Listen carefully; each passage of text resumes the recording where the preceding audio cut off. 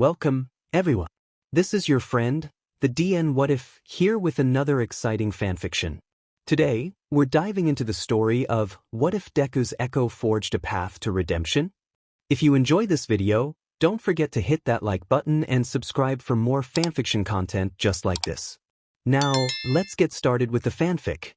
The warehouse smelled like SEC and PSS and booze. The sour, bitter scent of distressed Omega permeated everything, thick enough that Katsuki had to cover his nose with a hand. It made the alpha in him stir, made those protective instincts he tried so hard to keep at bay roar to life.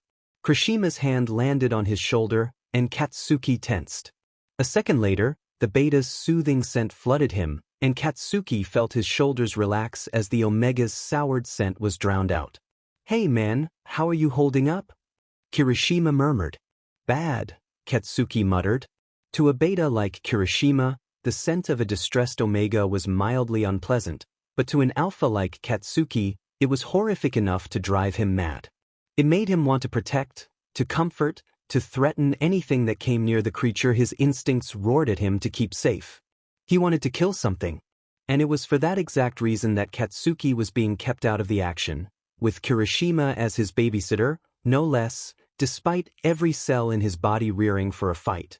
Because if he got his hands on the men who had hurt the Omegas in this building, he might just kill them. Kirishima's hand tightened where it rested on his shoulder. "Come a minute. Don't focus on it. Let's just think about the mission." Katsuki grunted, turning his head toward the room where the smell was the thickest. He wrinkled his nose. As much as his instincts were screaming at him to step inside, to safe, to comfort, to protect, his rational brain fought against the notion. He didn't know what he'd find in there. He didn't think he wanted to learn. But he was a pro, and this was his job. With an unsteady breath, he pushed the door open and stepped inside. The scent was even thicker in here, and Katsuki practically choked on it. The room was dark, shrouded in shadows. It took a moment for his eyes to adjust, but once they did, the blood drained from Katsuki's face.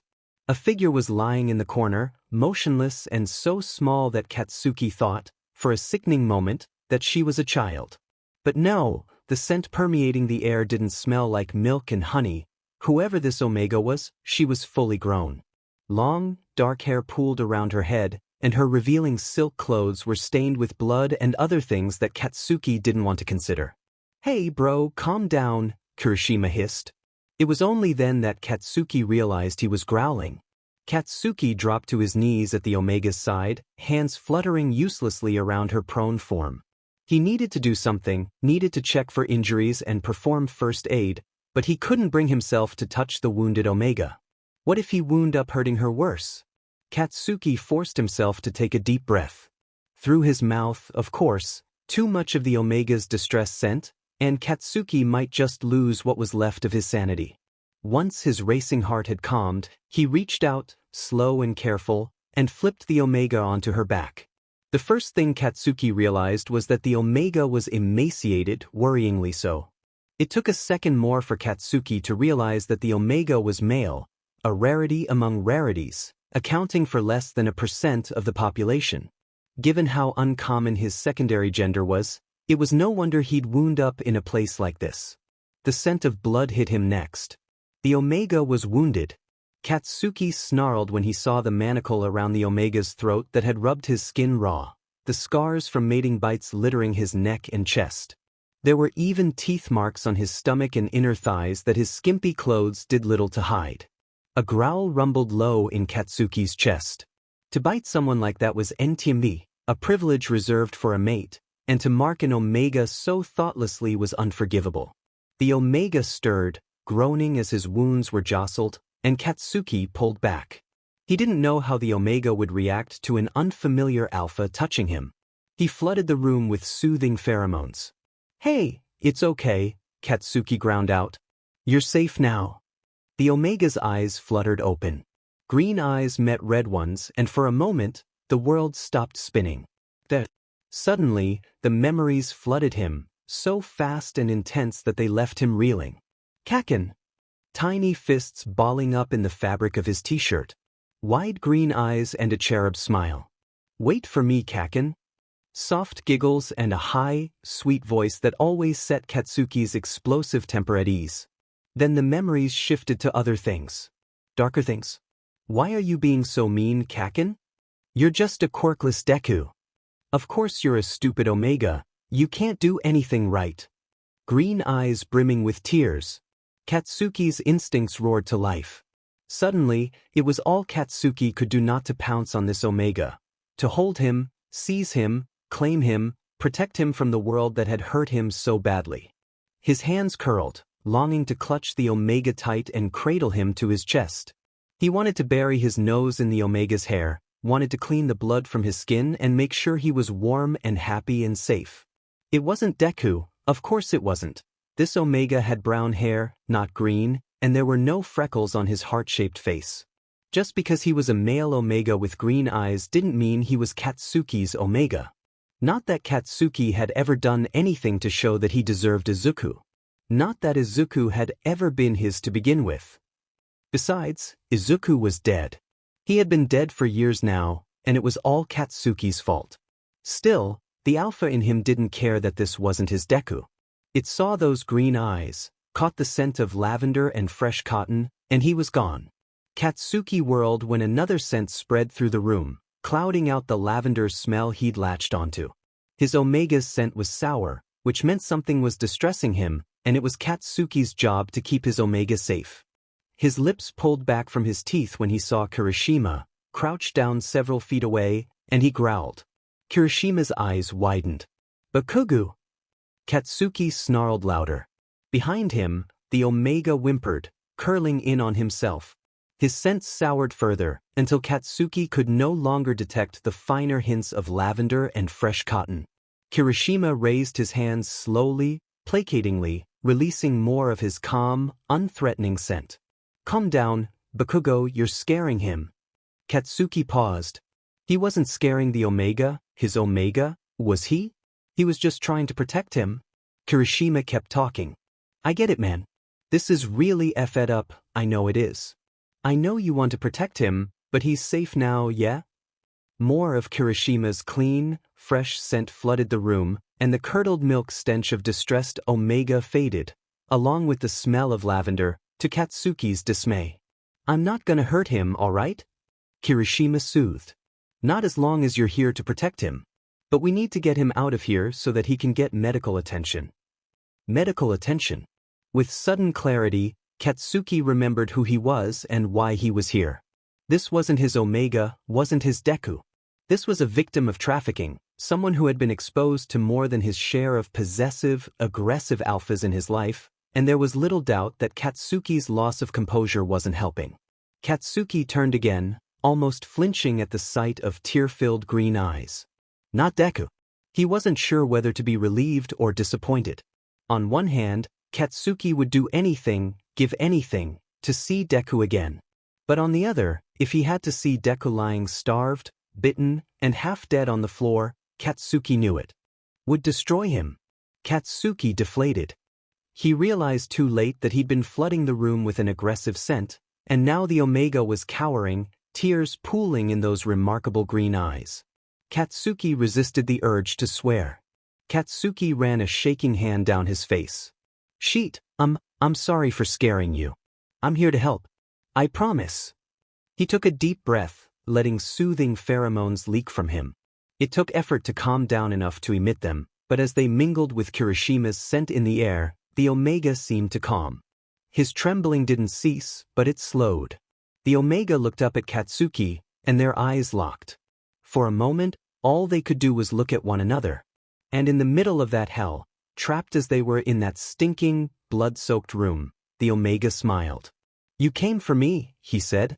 The Omega's eyes rolled back in his head, and he collapsed to the ground. The traffickers were captured, the Omegas were safe, and the mission was complete. Still, Katsuki couldn't shake the exhaustion that had settled deep in his bones. He watched the red and blue flashing lights as the police and ambulances drove the perps to jail and the victims to the hospital. He tried to pretend he wasn't craning his neck to catch a glimpse of the green-haired Omega, but the man had probably already been driven away. He'd carried the Omega out of the hellhole that had been his prison, cradling the tiny body to his chest, resisting the urge to bury his face in dark brown curls and breathe in the soothing scent of lavender and fresh cotton. Even soured, it was addictive. Katsuki wanted his own personal supply. He couldn't help being protective, at least, that's what he told himself. The Omega was just so small and hurt and helpless, asleep in Katsuki's arms. So he tucked the Omega in close and held him until the doctors took him away. Now Katsuki would never see him again. That was for the best, he told himself. After all, the green-eyed Omega made him volatile. He reminded Katsuki too much of the boy he had lost, the one whose smile still haunted his best dreams and worst nightmares. The boy Katsuki had as good as killed. Kirishima sidled up next to him, leaning back against the brick wall at their backs. "How are you holding up?" Katsuki snorted. "We just rescued a sheet ton of Omegas who have been through hell, and you're worried about me?" "Yeah, I am." Kirishima crossed his arms. "Bakugou, what happened in there?" "That wasn't like you." "It was the smell," Katsuki said. "Sheet like that FS with an alpha's head, you know that." Kirishima shook his head. "No, that wasn't it. I've never seen you react like that. Ever." "Leave it, shitty hair," Katsuki growled. Kirishima didn't budge. "No." Kirishima. Sweat pooled in Katsuki's palms. It had been a long FING day, and if Katsuki wasn't careful, he was going to blow something up. Katsuki just couldn't stop thinking about him. He saw one Omega with green eyes, and suddenly he was lost to the world. It was dumb, and it was shitty, and it was weak, but demon, if the feeling of that Omega in Katsuki's arms hadn't done something to him. Katsuki grit his teeth. When the words finally came, they burst out of him with the force of one of his explosions. It was his shitty eyes, okay? Kirishima blinked. "The Omega?" "Yes, the FING Omega," Katsuki snapped. His throat worked. "They reminded me of him." Kirishima's face softened. "You mean Izuku, don't you?" Kirishima was one of the few people who knew about Deku, one of the few people Katsuki had been able to tell about his best friend and first love and worst enemy. During their first year at UA, on the anniversary of Deku's death, Katsuki had broken down. He'd told Kirishima everything, what he'd done, what he'd said, and how it was his fault and his alone that the only boy he'd ever loved had tossed himself off the roof of the tallest building in the city. Katsuki scoffed, forcing the memories out of his head. Goddamn shitty beta was too perceptive for his own good. "Yes, I'm talking about FANG Deku." "That must have been hard." "It's not him, shitty hair. Obviously." Katsuki rolled his eyes, refusing to meet Kirishima's sympathetic gaze. "I know." Kirishima shrugged.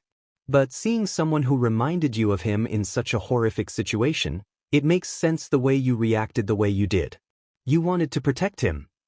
Katsuki huffed, shoving his hands into his pockets.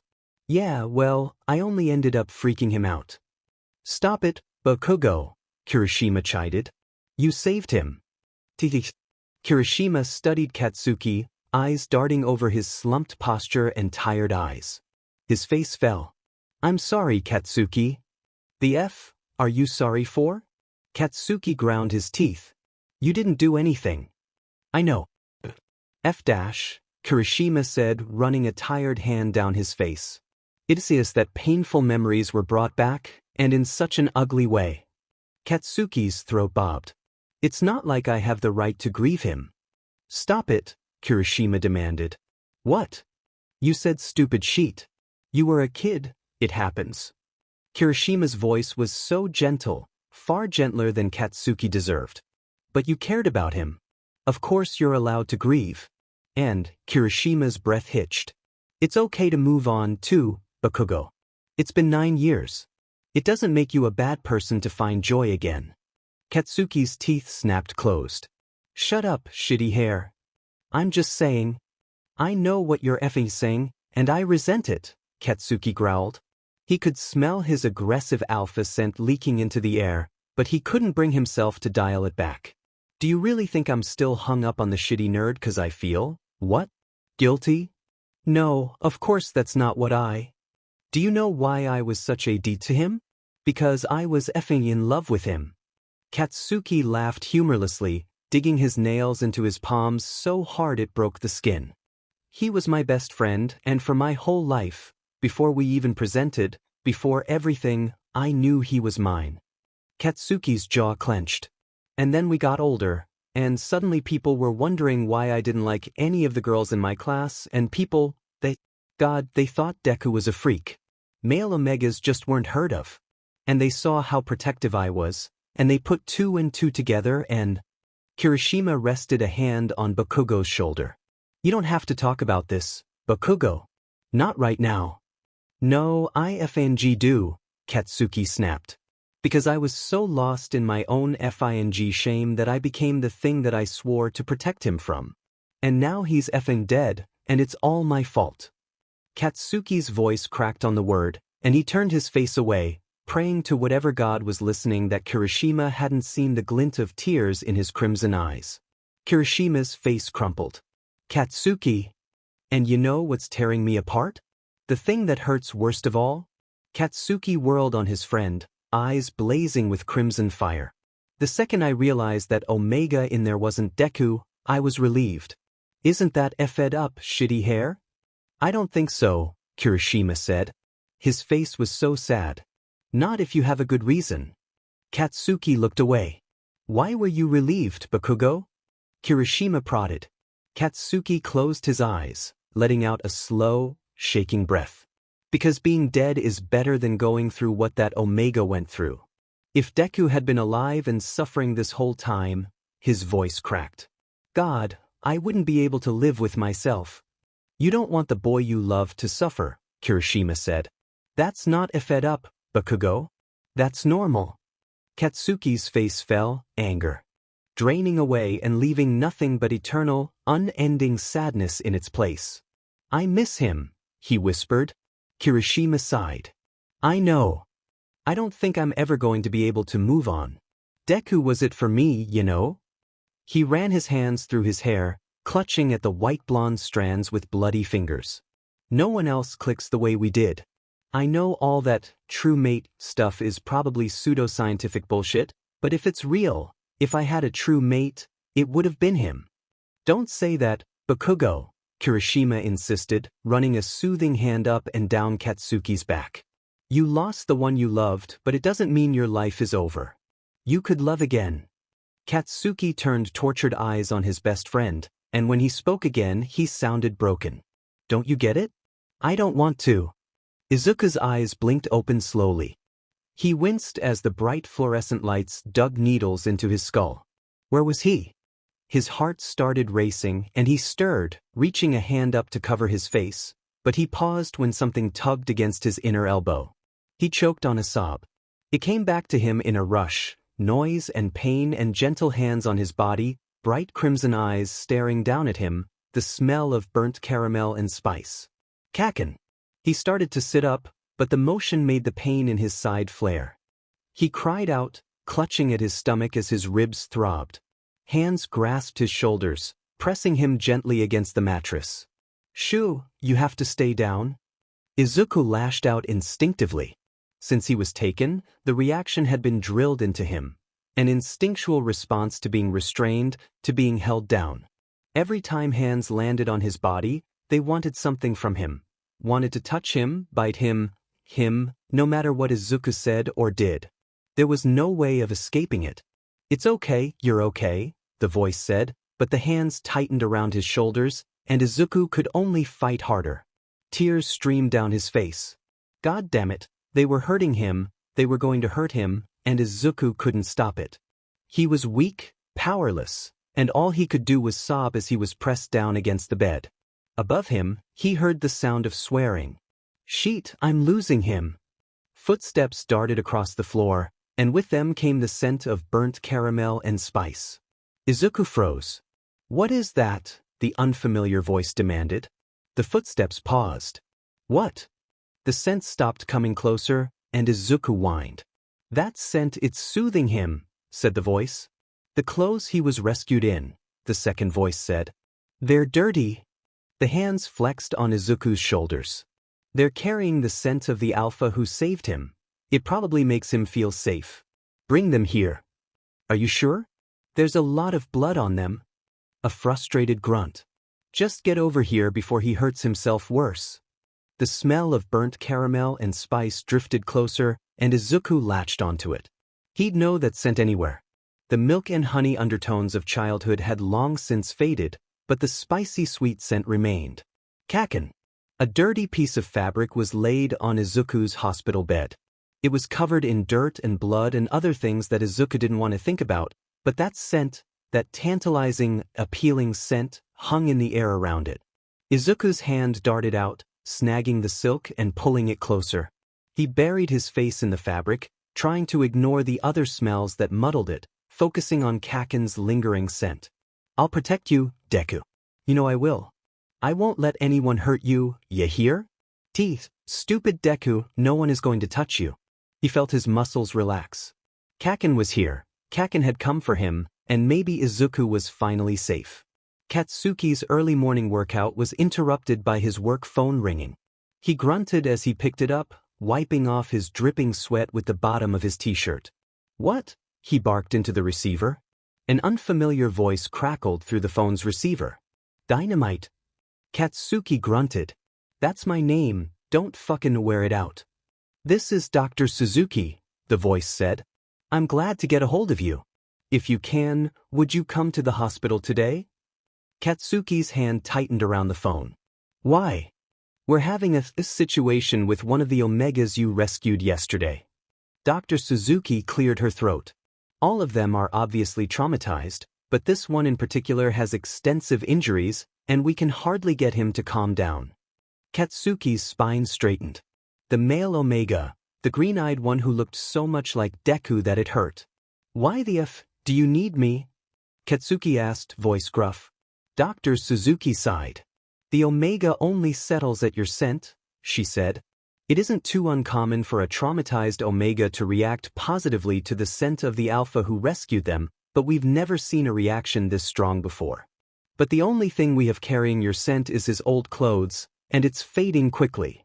Katsuki couldn't help the Alpha pride that rippled through him. So you want me to, what? Scent something for him? If you could, yes, Dr. Suzuki said.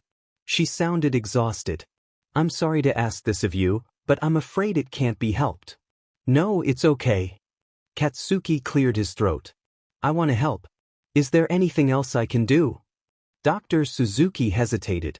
So far, the Omega is nonverbal, and we can't get him to cooperate with medical personnel. We're worried that sedating him might put him into a coma, but he needs more than he's letting us give him, she said. If you could just be in the room, it might soothe him enough to let us continue.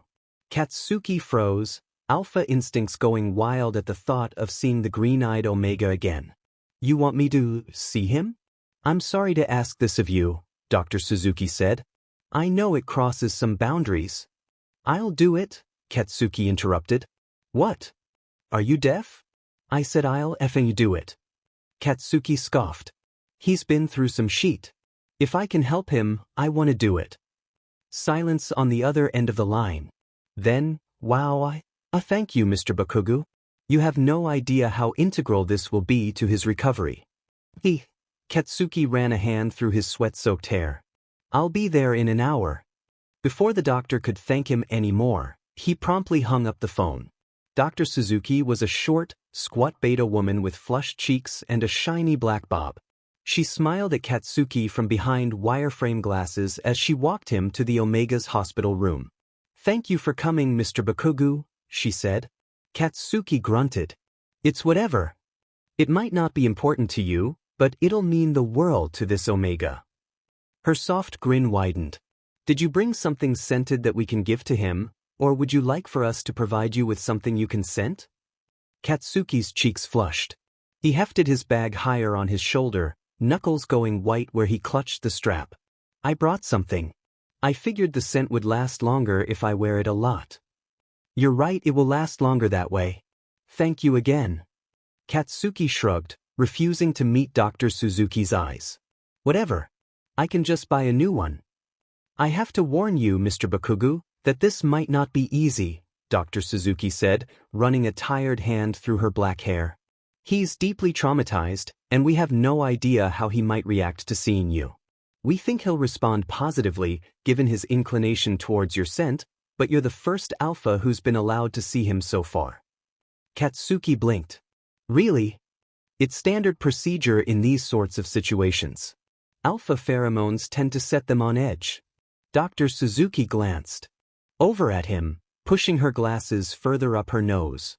We do have a few ground rules, I'm afraid. Katsuki scowled, shoving his hands into his pockets. What sort of ground rules? Keeping your temper under control, for one. She eyed him warily.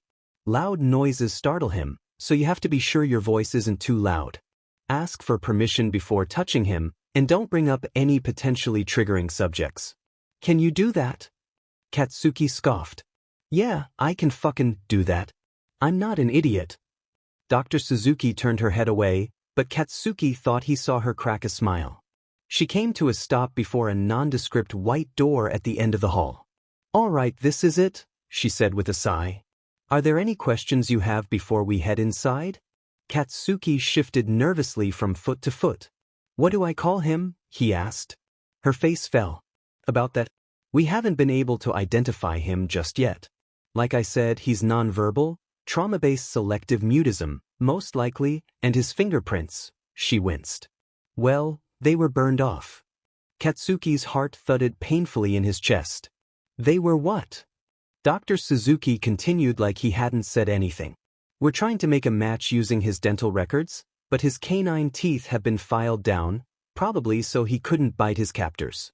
One of his back molars is also missing. He probably took a bad hit at some point that knocked it out. A low, threatening growl rumbled from Katsuki's chest.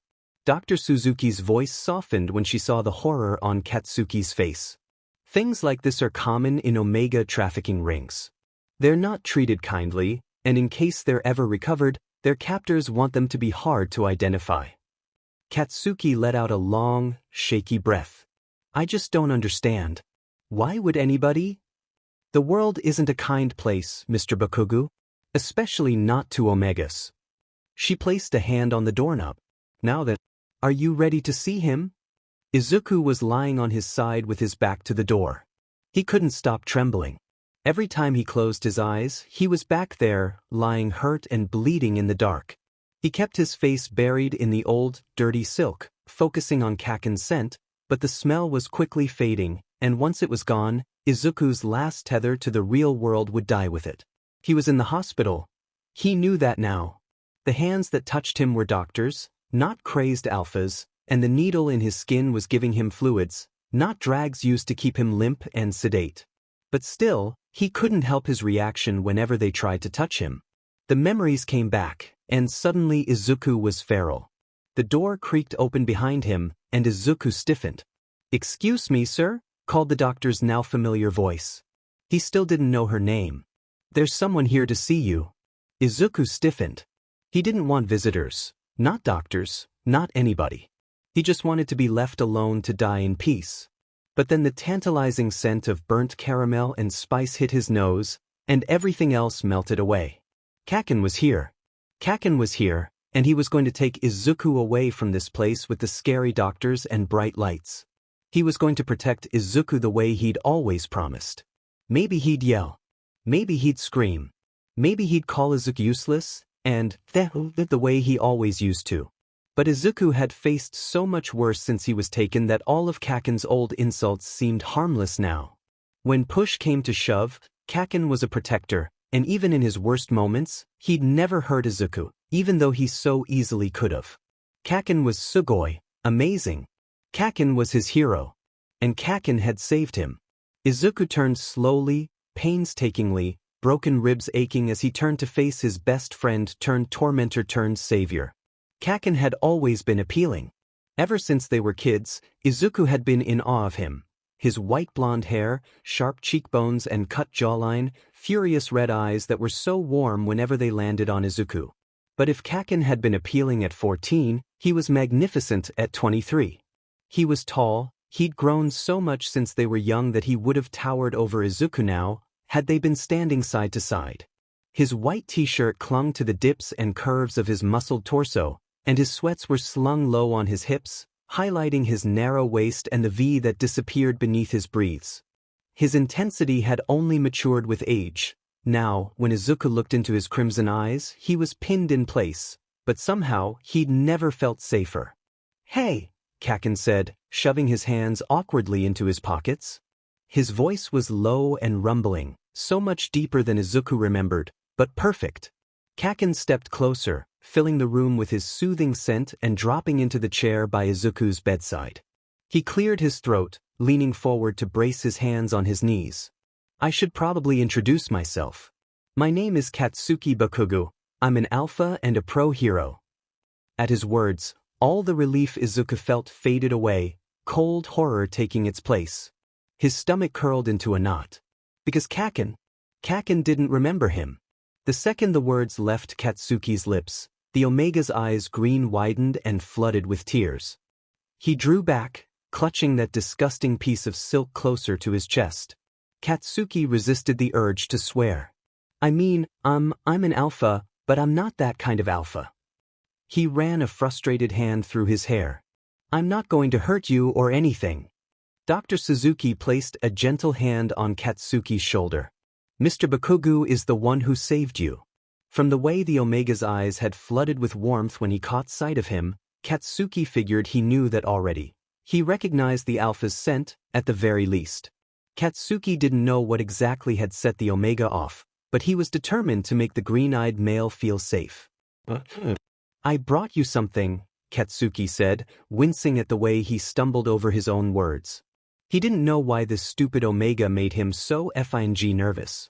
He reached into his bag, pulling out the UA sweatshirt that had been one of his favorites since high school. The Omega's eyes widened at the sight of it, and he looked so much like Deku in that moment that Katsuki wanted to cry. Katsuki held out the sweatshirt. "You can take it, if you want." The Omega's gaze darted back and forth between the sweatshirt and Katsuki's face. After a moment's hesitation, his hand darted out, snagging the sweatshirt from Katsuki and cradling it against his chest. He buried his nose in the soft, worn fabric, and maybe it was Katsuki's imagination, but the Omega seemed to relax. Katsuki spied the dirty, blood-stained piece of silk that the Omega had been clutching before Katsuki gave him the sweatshirt. His heart stuttered when he saw it was the filthy, blood-stained silk lingerie that Katsuki had found him in. "Hey," Katsuki said gently. "Can I take that from you? It's all dirty." The Omega looked down at the scrap of silk, then up at Katsuki. Slowly he nodded. Katsuki reached out, movements slow and liquid so as not to startle the Omega, and grabbed the piece of fabric. The Omega's distressed scent was strong on the silk, permeating every fiber, along with the muddled sense of plenty of alphas that Katsuki couldn't pick out. It took physical effort to keep his snarl inside. He hated the idea that anyone else had touched this Omega, the Omega that his alpha instincts couldn't help but think of as his. He hated that anyone had hurt someone so small, so innocent. He wanted to rip the Omega's captors to pieces. Once again, gratitude surged through Katsuki. Deku was dead, but at least he hadn't suffered. The Omega only clutched Katsuki's sweatshirt closer to his chest. Katsuki essayed in a long, deep breath. He couldn't get agitated, not now, or it would set the Omega off. "My friend here, Dr. Suzuki, has some examinations she needs to do to be sure you're healthy. Is that okay?" The Omega stiffened. His eyes flickered up to Dr. Suzuki, and he drew back, tears welling in his green eyes. His lavender and fresh cotton scent soured. "Hey, it's okay," Katsuki soothed, releasing calming pheromones into the air. "You're safe, I promise." The Omega met his gaze again, burying his face deeper in Katsuki's sweatshirt. Katsuki's throat bobbed. He didn't know how to do this, didn't know how to deal with an Omega so traumatized he couldn't even speak. "It's going to be okay, I promise," he said. "I'll be here the whole time, and they won't hurt you.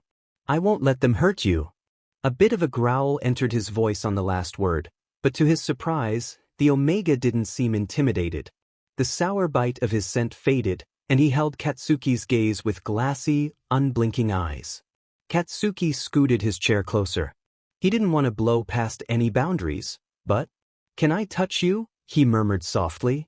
After a long, fraught moment, the Omega nodded. Katsuki slipped his hand into the Omega's, squeezing lightly. The smaller man's hands were dainty and covered with scars, and he clutched onto Katsuki like a lifeline. His hand fit into Katsuki's like it was meant to be there, like it had been there 1,000 times before. Katsuki pushed out more soothing pheromones. I really want to keep you safe, but I can't do that if you get an infection.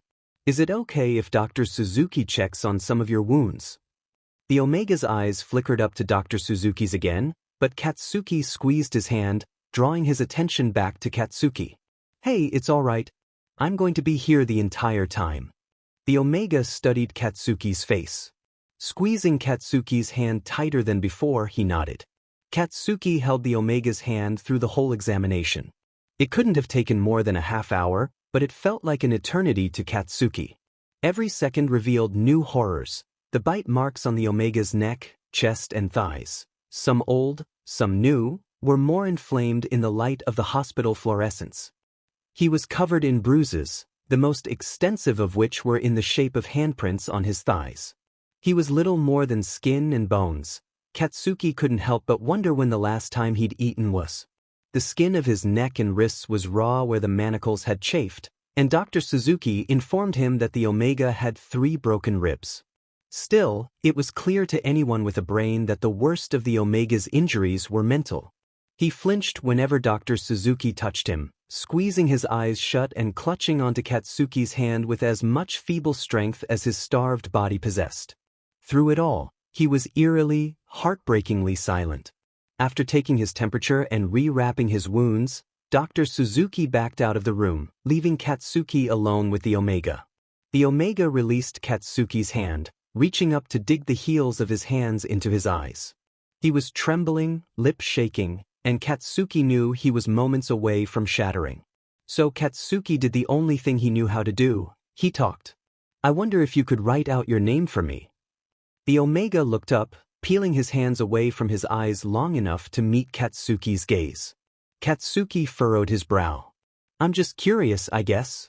I want to know what to call you. For a long, P.R.D.T. moment, the Omega was silent, staring at Katsuki with green eyes that saw far too much.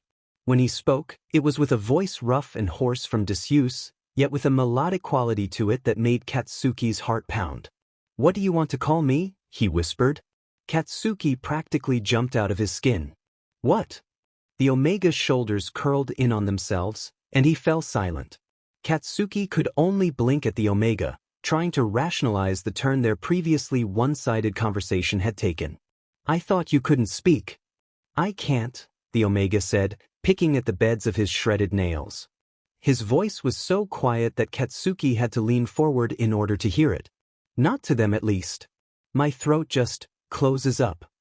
Katsuki's breath hitched. And me? The Omega looked up at him through his lashes. You're different. Why? The Omega wrapped his arms around himself, clutching Katsuki's sweatshirt to his chest. His voice was so hoarse, so painfully quiet. Katsuki didn't even know what to say. It was like all the breath had been snatched from his lungs, and now he was gasping, staring at this starved, tiny Omega who had brought him to his knees in 2 words. Oh, Katsuki said. The tiny word wasn't enough to capture everything the Omega's words made him feel. You can call me whatever you like, the Omega whispered. I've been called so many things that I almost don't remember my real name. The words were laced with so much pain that it made Katsuki's chest ache. So now that you have the choice, what do you want to be called? Katsuki asked. The Omega studied him, eyes darting frantically over Katsuki's face. You really don't. Don't what? Never mind. The Omega looked down at his hands. You can call me Nanashi. Katsuki's brow furrowed. Nanashi. It was a word meaning no name, anonymous. Had the Omega really lost his sense of self so entirely? Okay, Nanashi, Katsuki said gruffly. You can call me Katsuki. The Omega's brow wrinkled. Wouldn't you prefer it if I called you Bakugou? No. Nanashi looked up, wringing his hands nervously in the worn fabric of the scented sweatshirt Katsuki had given to him. His voice was little more than a whisper. Why are you being so kind to me? Katsuki pet his head. Should I be cruel? No, you're just Different, Nanashi muttered. Then what? Katsuki asked. A sardonic smile pulled at the corners of Nanashi's lips, like he was laughing at a joke that wasn't funny. Then what I expected, I guess. Katsuki studied the Omega. Are you a fan of heroes? Nanashi nodded, but he didn't look at Katsuki. He kept his nose pressed into the UA sweatshirt he was clutching to his chest. Katsuki let out a sigh, leaning back in his chair. It was no wonder that Nanashi was intimidated by him if he'd seen Katsuki's public persona. Frankly, if he'd seen anything of Katsuki at all. He was a real BSD most of the time, on screen and off it, but he couldn't treat this nameless Omega the same way he treated everyone else in his life. He couldn't treat him the way he'd treated Deku, not since his best friend had thrown himself off the roof after a thoughtless word from Katsuki. You have nothing to fear from me, Nanashi. You know that, don't you? Nanashi's eyes met Katsuki's, warm green clashing against harsh red. When Nanashi spoke, his voice was stronger than before. No, Katsuki, Nanashi said. I think there's plenty to fear. Nanashi fell asleep not long after. Dr. Suzuki warned Katsuki that the pain meds might make him drowsy, and Katsuki slipped from the room as quietly as possible. He cast a final glance over his shoulder before closing the door. The Omega was curled on his side with his knees to his chest, holding Katsuki's sweatshirt like a lifeline. His long brown curls were tangled, falling over his pillow in a messy cascade, and the setting sun made his full lips and long lashes glow golden. He was still too pale, too bruised. Long had it been since he'd seen the sunlight, but at least now he was safe. Katsuki's alpha instincts purred at the sight of the Omega sleeping peacefully, even as they screamed at the idea of leaving Nanashi behind. Dr. Suzuki was standing outside, waiting for Katsuki. She looked up when he stepped out. How's he doing? She whispered. He's okay. Katsuki cast a glance at the closed door. He spoke to me. Dr. Suzuki straightened. He what? He said he couldn't speak to everyone else, but I was different. Katsuki shrugged, running a tired hand through his hair. He wouldn't give me a name, but he told me to call him Nanashi. Dr. Suzuki bit her lip. Patients with selective mutism are frequently only capable of speaking to people they feel comfortable with. It seems that that's you, Mr. Bakugou, she said. Katsuki wasn't sure whether to be proud or intimidated. What does that mean for me? For whatever reason he's latched on to you, Dr. Suzuki said. Her dark eyes bored into Katsuki. You've already saved him once, but I think you might be the only person who can save him from the darkness in his mind. Katsuki looked again at the closed door. The Omega beyond was so small, so scared, so broken. And yet, there was a strength to him, deep in his remarkable green eyes. After all he had been through, Nanashi was still alive. Still fighting. He reminded Katsuki more of Deku every day. A second chance at it all. At protecting the green-eyed Omega who needed him. And Katsuki knew he could never replace Izuku, but maybe, just maybe, he could shake off some of the guilt that had been weighing on his shoulders for the last 9 years. Nanashi was restitution. Absolution. Redemption.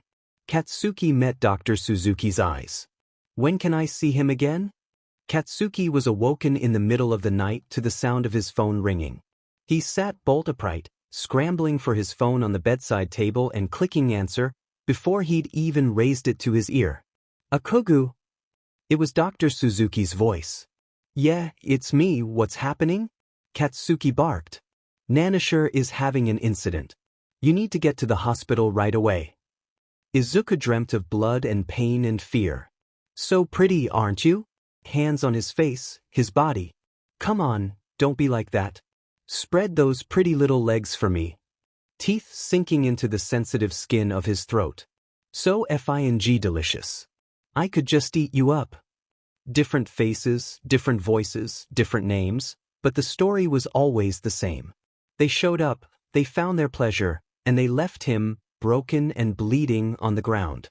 Izuku was screaming, and there were hands on his body, holding him down. Nashi! Nanashi! Izuku lurched awake, clawing at the hands that held him. He was breathing too fast, his heart thundering too loudly in his chest. It's okay, soothed a familiar voice. Rough, yet calm. Steady. Like the last burning embers of a crackling fire. It's okay, Nanashi. You're safe now. Izuku pried his eyes open. They were damp, and he realized that he'd been crying in his sleep. Kaken was staring down at him, red eyes pinched in concern. It was his hands wrapped around Izuku's wrists, holding him down, so that Izuku wouldn't hurt himself, he realized. It's okay, Kaken said again, gaze darting over Izuku's face. You're okay, Nanashi. Izuku choked on a sob. Keika. I'm here, Kaken said. They're going to hurt me again. No, they're not. Kaken carded his fingers through Izuku's tangled hair, so gently it made Izuku's chest ache. I won't let them. Izuku reached out, balling his fists in Kaken's shirt and pulling him closer. Don't go, he begged. Please, stay with me. Kaken's face softened. I'm not going anywhere. Izuku pulled Kaken closer, burying his face in the alpha's chest. Promise. Kaken's voice rumbled through him as he brought one hand up to brush long, soothing strokes down Izuku's back. I promise. Dr. Suzuki looked like she had aged 10 years in just one day. She sighed, running a tired hand through her hair. Thank you for coming, Mr. Bakugou. I'm sorry to disturb you. Don't say that shit, Katsuki grumbled, shoving his hands into his pockets. It's not a problem. Still, we can't rely on you to be here all the time, Dr. Suzuki said. We need to look into getting a caretaker for Nanashi. A low, rumbling growl emanated from Katsuki's chest. What? I'm not fucking good enough to help him? Dr. Suzuki sighed. Mr. Bakugou, Nanashi's path to recovery isn't going to be easy. He's going to need near-constant live-in care. For a moment, Katsuki was silent. Could he really take care of someone as traumatized as Nanashi? But maybe that wasn't the right question. Could he really bear to leave him behind? Katsuki cleared his throat. I can do that. Dr. Suzuki blinked, stunned. What? I haven't taken a vacation day in, 5 years. I can use what I've got saved up. He shrugged. I'll have to go back to work eventually, but even then, my schedule is pretty flexible as long as I maintain my quota. His eyes flickered to the door, beyond which Nanashi rested. I can take care of him. Dr. Suzuki's face hardened. May I be perfectly candid, Mr. Bakugou? Katsuki scoffed. I wouldn't want you to be anything but. I don't know what your intentions are regarding Nanashi, but if you're looking for a mate, you should go somewhere else. Her voice was firm, harder than Katsuki had ever heard it. This isn't some shrinking violet that you can woo and f-dash. This is a mentally scarred, deeply traumatized Omega who might never recover to what he was before. Katsuki's lips pulled back from his teeth. That's what you think? That I'm looking for a fuck toy? Mr. Bakugou, you think I'm like all those shitty alphas who did that to him? Aggressive pheromones started leaking out of him, flooding the hallway. I'm not trying to imply anything, Mr. Bakugou, I just need you to know the facts, Dr. Suzuki said. We don't know for sure, but his scarring patterns indicate that Nanashi was under the control of his captors for multiple years. She shook her head. He's not going to be quick to get over that. Katsuki's mouth went dry. Years. A low, rumbling growl emanated from Katsuki's chest. I'm a hero. I was given training on how to deal with PTSD. Hell, I've had PTSD. I'm a certified first responder and I'm licensed to work at Omegan trauma shelters. Who are you going to find that's a better option than me, eh? Dr. Suzuki crossed her arms over her chest. I don't mean to offend you, Mr. Bakugou, but you don't have a reputation of being a particularly caring person. I've seen you with Nanashi, and I think you're good for him, but I do need to know why you're doing all of this for someone you've never even met before. Katsuki huffed, turning his face away. Do I need a reason? Frankly, yes. She pet her head to the side. You're offering to house, feed, and care for an intensely traumatized Omega for no personal benefit. You already saved him from that hellhole. This goes beyond being a good Samaritan. Why? Katsuki whirled around, running agitated hands through his white blonde hair. F-dash. Because he reminds me of someone, okay? Someone lost. For a moment, Dr. Suzuki was silent. "I'm sorry to hear that, Mr. Bakugou," she said at last. "But Nanashi isn't your lost loved one. You know that, don't you?" Katsuki growled. Yes, of course I know that. I'm not trying to replace the shitty nerd." "Then what are you trying to do?" "Look, it's my fault he's dead." "Okay." Katsuki gritted his teeth, turning his face away from the beta. "But if I can help Nanashi, maybe I'll deserve forgiveness. Redemption." Dr. Suzuki studied him. "So all of this is because of a misplaced sense of guilt? Do you have a problem with that?" Katsuki snarled. "No. Your baggage is your own." Dr. Suzuki shrugged. "As long as I believe you're going to do right by my patient, I see no problem in letting him stay with you." She took a step closer, and Katsuki didn't think he'd ever been so intimidated by somebody who barely came up to his collarbone. "But I'm warning you, Mr. Bakugou, that I'm going to keep a very close eye on Nanashi.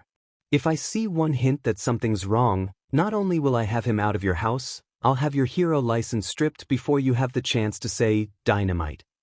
Are we understood?" Katsuki held her gaze. "Understood." Dr. Suzuki settled into the chair by Izuku's bedside. "Nanashi, is it okay if I call you Nanashi?" Izuku shrank back, clutching Kaken's sweatshirt to his chest, but when the beta woman made no move to approach, he found himself nodding slowly. He didn't know why he'd given Kaken a fake name. If he'd just told Kaken who he was, maybe everything would be fixed. Maybe Kaken would have taken him away from here, brought him home. Maybe Izuku would have been able to see his mom again after so many years. Maybe Izuku would have finally been able to start on the long road towards healing. But something had stilled his tongue when he went to speak his name. Kaken was treating him so kindly, so gently, and as weak as it made him. Izuku didn't want that to go away. Maybe it was better to be Nanashi, at least then he wouldn't be weak, quirkless Deku. Even more than that, though, was the shame. How could he face Kaken knowing everything that had happened since Izuku was taken? What would Kaken think of him? Kaken had hated him from the time they were children. How would he react now that he knew Izuku was dirty, soiled? Worse, how would Izuku be able to face his mother? Yes, it was better for everybody that Kaken thought he was dead. Dr. Suzuki cleared her throat. "Nanashi, it seems that being around Mr. Bakugou has been good for you so far. He informed me that you're even able to speak to him." Izuku nodded slowly. The beta woman bit her lip. "Mr. Bakugou has offered to let you stay with him during your recovery. He says he'll be sure you're safe in eating and taking your meds. He'll take care of you." The floor dropped out from underneath Izuku. Kaken was going to come for him? Save him? Take him away from this bad place with the bright lights and so many people? Twin hope and despair welled up inside Izuku, and it was all he could do to keep his tears inside. Safe. As long as Kaken was around, Izuku was safe. "Nanashi, I want you to know that you have a choice," Dr. Suzuki said gently. "Mr. Bakugou's offer is generous, but if you'd prefer to stay somewhere else, you have plenty of options. There are care centers especially for Omegas who have been through traumatizing situations, and if you'd feel more comfortable there, we can look into finding you someplace nice to stay during your recovery." Izuku shook his head vehemently back and forth. He wouldn't go there, couldn't go there. They couldn't keep him safe. His captors would come after him again, he knew they would, and Izuku would rather die than go back to the hell that had been his life. He couldn't picture falling asleep anymore without the scent of burnt caramel and spice to comfort him. At the sight of the tears welling in Izuku's eyes, Dr. Suzuki held her hands up placatingly. "Calm down, Nanashi. We're not going to do anything you don't want to do." Izuku forced himself to take a deep breath. He hated this, hated how weak he'd become, how helpless. Once upon a time, he'd wanted to be a hero who saved people, but now he was the one who needed saving. Since when had his emotions been on a hairline trigger, so that the smallest thing could set him off? Since when had Izuku stopped being able to take care of himself? "Am I correct in assuming that you'd rather stay with Mr. Bakugou?" Dr. Suzuki asked gently. Izuku nodded again, burying his nose in Kaken's sweatshirt. Dr. Suzuki's smile was tight. "Then I'll start filling out the paperwork." Katsuki scowled as he glared up at the sign of the nesting shop. He was an alpha and a pro-hero, he told himself. He'd dealt with plenty of things scarier than a room full of hormonal omegas. He could do this. He'd just gotten the call earlier today. Nanashi had agreed to stay with Katsuki for the duration of his recovery, with frequent check-ins from Dr. Suzuki, and it was Katsuki's job to be sure the Omega was safe and comfortable. He'd be picking Nanashi up from the hospital in 3 days' time, and the first order of business was making sure the Omega had a space to call his own in Katsuki's luxury condo. Only one problem. Katsuki had no idea how the F to do that. "This is so exciting, Bakugou," Mina squealed. She was practically hanging off his arm. "I can't believe you're finally bringing an Omega home." "Shut it, raccoon eyes," Katsuki snapped. "He's not my mate or anything." Mina pouted. Come on. You're taking care of him. Isn't that what alphas do for their Omegas?" Katsuki's alpha purred at the thought, but he shoved away the possessive instinct. "No, that's what heroes do for people who need them." "Right." Mina dragged out the word, rolling her amber eyes heavenward. "And you're at a nesting shop with me because—" Katsuki huffed. "Because I want him to feel comfortable living with me, and I need some sheet. You're a shitty Omega, so I figured you'd know what he'd like." Mina pet a hip, settling her hands on her waist. "You do realize that this is something alphas typically do for their mates? What else am I supposed to do, let him sleep on the ground?" Katsuki demanded. Mina giggled, snagging his arm and tugging him towards the door. "Come on, let's go inside already." Katsuki growled but followed her lead. The inside of the shop looked like a unicorn on a sugar high had been in charge of interior design. The walls were covered in pink fleur-de-lis. The carpet was thick and plush, and the name of the store had been printed on the far wall in silver glitter. The shelves were stacked with plushies, sweaters, blankets, pillows, everything under the sun that could possibly be construed as cuddly.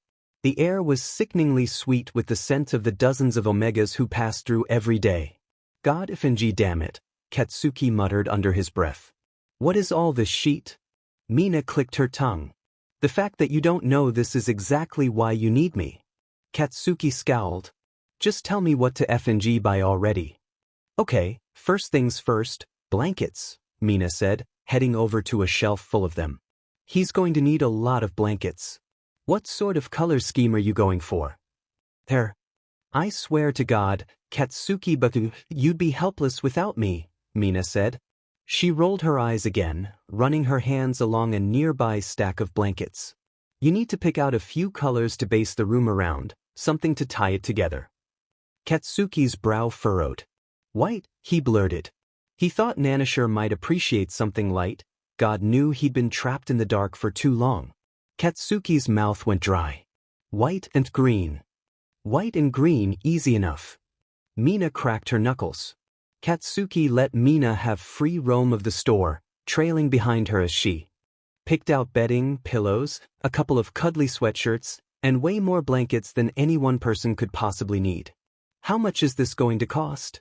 Katsuki grouched. "Gosh, you want him to feel welcome, don't you?" Katsuki scowled but fell silent. It was as they were making their way to the checkout counter that Katsuki saw it. A dark green blanket that was the exact same color as Nanashi's eyes, Izuku's eyes. He reached out before he even knew what he was doing, almost miming at the feeling of the criminally soft fabric. With hardly a glance at Katsuki's face, Mina pulled the green blanket from the shelf and dropped it into her cart. "You should scent that one for him," she said almost absently. "Bring it to him when you go to pick him up at the hospital. A gift from his alpha will make him feel safe." "I'm not his alpha," Katsuki reminded her. Mina speared him with a knowing glance and walked away. Katsuki couldn't remember the last time he'd been this nervous about, well, anything. He didn't know how to do this or what the protocol was. This was the first time Nanashi would be allowed outside the hospital since being rescued, and Katsuki was terrified of fing this up. He'd brought the green blanket with him, scented, just like Mina had suggested. He didn't know why the Omega would want his shitty scent, anyway. People told him it was bitter like burnt sugar. But it seemed to soothe Nanashi, and Katsuki was desperate for his first day with the traumatized Omega to go as smoothly as possible. He made his way to Nanashi's room, anticipation mounting with every step. Dr. Suzuki looked him up and down. "Good," she said. "You're here." Katsuki cleared his throat. "I brought clothes for him. In case he needs them." "Perfect, I'll bring them in." "Are they in there?" She took the bag from Katsuki. "There's some more paperwork for you to sign before he can go with you, but hopefully you'll be out of here within the hour." Katsuki opened his mouth to protest. He was itching to see the Omega, but Dr. Suzuki walked away with his bag in tow before he could say a word. Kaken was outside his hospital room, and Izuku felt like he was losing his mind. He didn't know what to do, what to say. He didn't know why Kaken was doing any of this. Why go out of his way to help an abused Omega he'd never met before? Why offer to house him, feed him? What was his endgame? It wasn't like the Kaken Izuku knew, the one who only cared about being a pro, the one who would crush whatever and whoever got in his way. As much as Izuku admired Kaken, the alpha wasn't selfless. Did he expect another form of compensation? Izuku told himself that Kaken wouldn't do that, even though he wasn't entirely sure it was true. The door cracked open, and Izuku stiffened, then relaxed just as quickly when Dr. Suzuki's voice filtered through the crack. "Nanashi? I'm coming inside, okay?" Izuku nodded, even though the beta woman couldn't see it, and the next moment, Dr. Suzuki stepped inside. She smiled at him. "Mr. Bakugou is just filling out the paperwork now, but he brought some things for you." Izuku's eyes widened. Kaken had brought him something? With every new piece of information Izuku learned about Kaken, he seemed less and less like the aggressive alpha Izuku had grown up with. Dr. Suzuki set a black duffel bag on the end of the bed. "Let me know if you need anything." She slipped out of the room, and the door clicked shut behind her. Izuku crawled across the hospital bed, crouching hesitantly in front of the duffel bag. He unzipped it with trembling hands. As soon as the zipper came undone, Kaken's scent filtered out of the open bag, immediately setting Izuku's mind at ease. He reached inside timidly, freezing as his hand brushed against something soft. He peered into the bag. It was filled with brand new clothes with the tags still on, a bit too large for Izuku, but obviously purchased with him in mind. Criminally soft sweatpants, a burgundy V-neck t-shirt, comfy black sneakers. Izuku's cheeks burned when he saw that Kaken had even included a pair of boxer briefs. Izuku traded his hospital gown for the new clothes, savoring how soft they felt against his skin. Suddenly, ridiculously, he felt the urge to cry. It had been so long since anyone had taken care of him that he'd almost forgotten what it felt like. Gratitude warred with terror in Izuku's chest. Kaken was being so generous, and yet, now that the poisoned thoughts had entered his head, he couldn't banish them. What did Kaken really want with him? Izuku didn't know how long ago he was taken, but he knew it had to have been at least several years. And in all that time, no one had treated him as anything more than a toy. A doll. A Deku. Izuku drew a shuddering breath into his lungs, trying to ease his trembling. Kaken wouldn't hurt him, he told himself. Kaken was different now. And if Kaken did try to touch him, well, Izuku could handle it. He'd been through worse, hadn't he? And at least it seemed like Kaken would treat him kindly the rest of the time. All Izuku could do was try to please Kaken to the best of his ability so that the alpha's fury wouldn't turn on him. Katsuki had finished filling out the paperwork by the time Nanashi was fully cleared and stepped out of his hospital room. He was still too pale, too thin, but he looked better out of the hospital gown. Even so, the new clothes hung off his skeletal frame. Katsuki had bought them a size too big with the intention that the Omega would grow into them as he gained weight, but seeing how underweight Nanashi sent a pang through Katsuki's chest. Nanashi stopped several feet away. For the first time, Katsuki realized just how tiny the Omega really was. He barely came up to Katsuki's collarbone. He looked nervous, shifting in place from foot to foot, and he refused to meet Katsuki's eye. "Hey," Katsuki said softly. "Are you ready?" Nanashi nodded, but flinched when a door slammed down the hall. He was obviously overwhelmed. Katsuki chewed on his lower lip.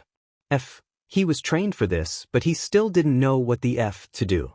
Gently, Katsuki took the duffel bag from Nanashi's shoulder and dug through it until he found what he was looking for. His cheeks flushed. He felt incredibly stupid doing this, but he had no clue what else could calm the Omega. Katsuki ducked so that he was at Nanashi's eye level. "Can I touch you?" he murmured. Nanashi looked up. His green eyes were glazed and glassy, but he nodded. Katsuki swung the blanket around Nanashi's shoulders, tying it into a knot under the Omega's chin. As soon as Katsuki's scent drowned out the smell of blood and antiseptic, the Omega's pupils dilated, and he seemed to relax. When he met Katsuki's gaze, his eyes had cleared. Mina was right about the blanket, at least. "Are you ready to go?" Katsuki asked. Nanashi nodded again. They walked side by side out of the hospital, and Katsuki felt new hope ballooning in his chest. He would do right by Nanashi, the way he hadn't been able to do for Deku. He swore it on the shitty nerd's grave. "This is it," Katsuki said, pushing his condo door open and flicking the lights on. "You can come on in. There are slippers by the door for you."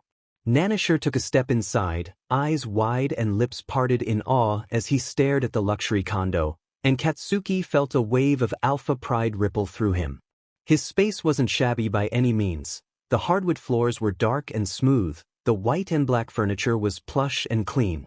The open concept and high ceilings made the whole space feel large, and the walls were hung with modern art. The far wall was made up entirely of windows. "Come on," Katsuki said. "Your room's this way." Nanashi trailed down the hall after him, keeping his head down and his shoulders hunched. When Katsuki opened Nanashi's bedroom door, the Omega sighed in a breath. "I wasn't sure exactly what you needed," Katsuki said. He felt blood rising in his cheeks. "If there's anything else I can get you, just tell me." Nanashi stepped cautiously inside, staring up at the guest room that had been converted into his bedroom. The walls he'd kept white. Katsuki hadn't known how the Omega would want to decorate, but the bed was made up with a plush white coverlet with plenty of throw pillows, and a cuddly green armchair was tucked into the corner.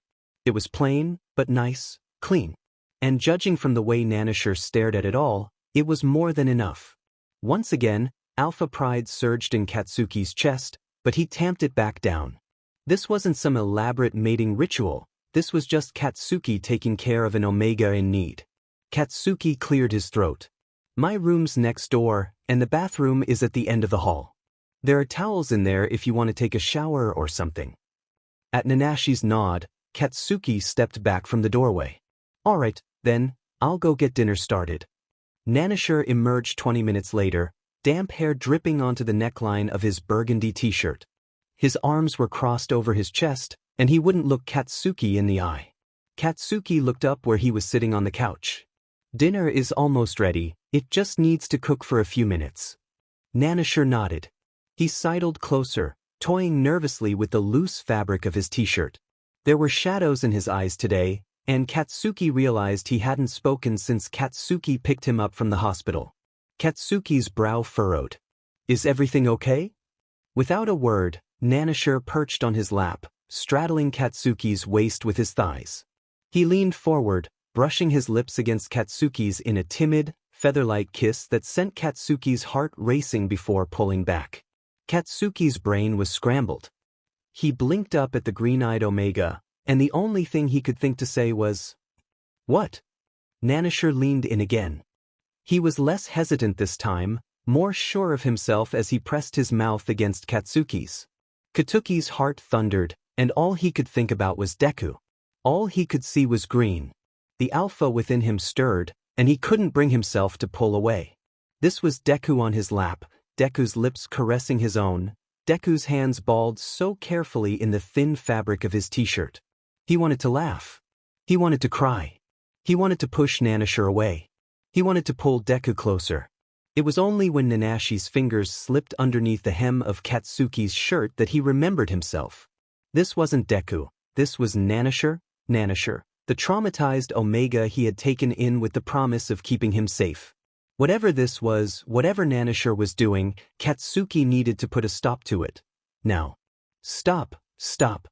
Katsuki caught Nanashi's wrists, forcing the Omega's hands away from his body. He was breathing hard. "Please, stop it." Nanashi bit his lip.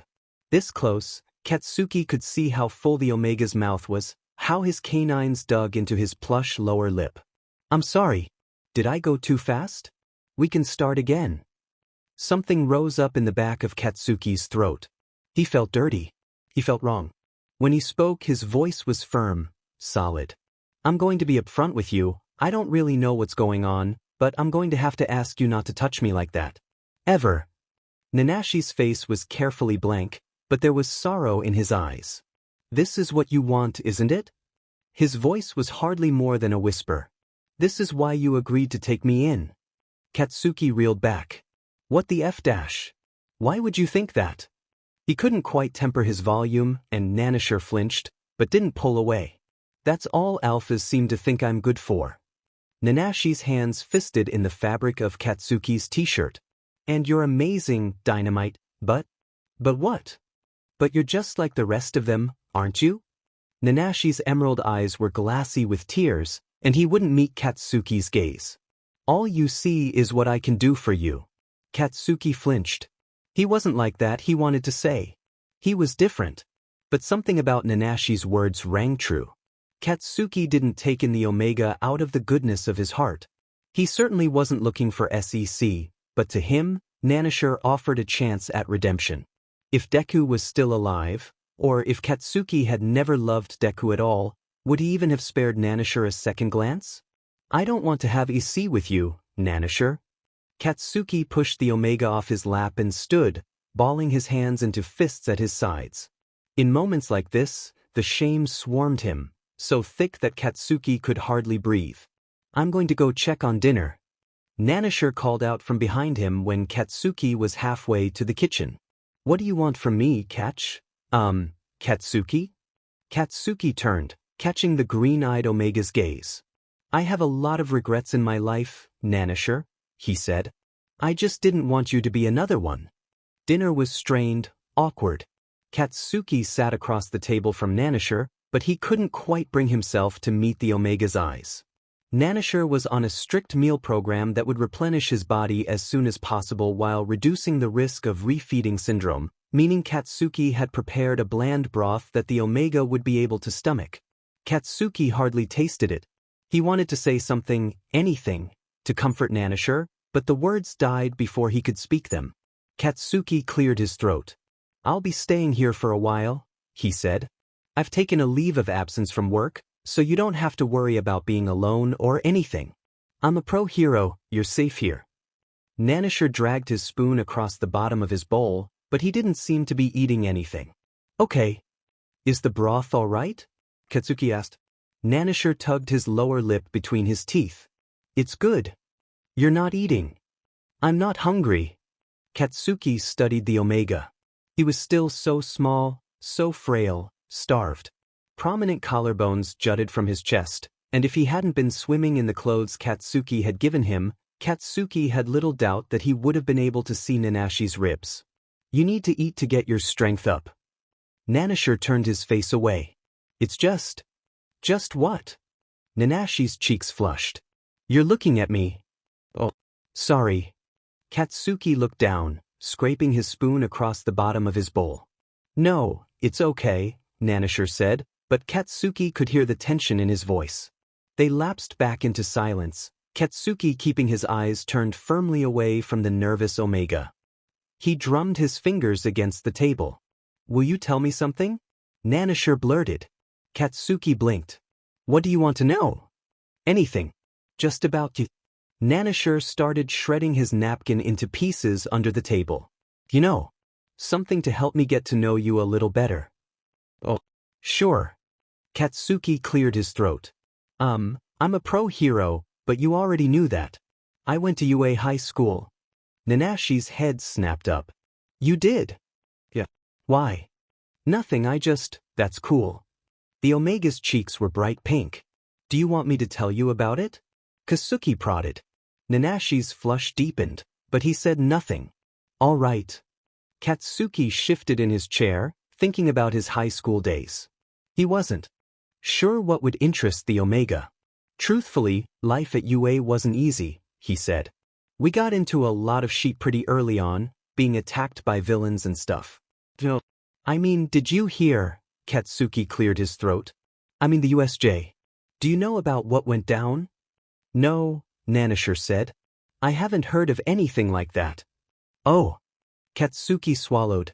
The USJ incident had been all over the internet in its day, and afterwards, Katsuki's class had become media darlings. If Nanashi hadn't even heard of it, he must have been taken before the attack. Katsuki did the math in his head, and his throat went dry. 8 years. Nanashi had been missing for 8 years. Maybe more. He forced himself to keep talking, despite the horror of his revelation. Oh. Well, a bunch of villains attacked us. A few times, actually. I got kidnapped once. Katsuki said it offhand, but as soon as the words left his mouth, Nanashi's eyes went wide. Wait, what? Katsuki cursed himself internally. He should have known better than to bring up kidnapping in front of a trafficking victim so soon after the Omega was rescued. Yeah, Katsuki said. A couple friends came to rescue me, but it definitely effed me up. For a long time. He shrugged, not quite able to meet Nanashi's eyes. But I healed and I moved on, and now I'm just trying to keep other people from going through the same sheet. You must have had good friends if they came to rescue you, Nanashi said. His voice had dropped to a whisper. You're lucky that they cared that much. Katsuki's mouth was dry. Yeah, he murmured. I guess I am. Nanashi's gaze was trained on his hands, which sat folded in his lap. I think I'm going to go to bed. If that's all right with you. What? Katsuki's voice was just a hair too loud, but even the tiny difference was enough to make Nanashi flinch. He forced his tone to gentle.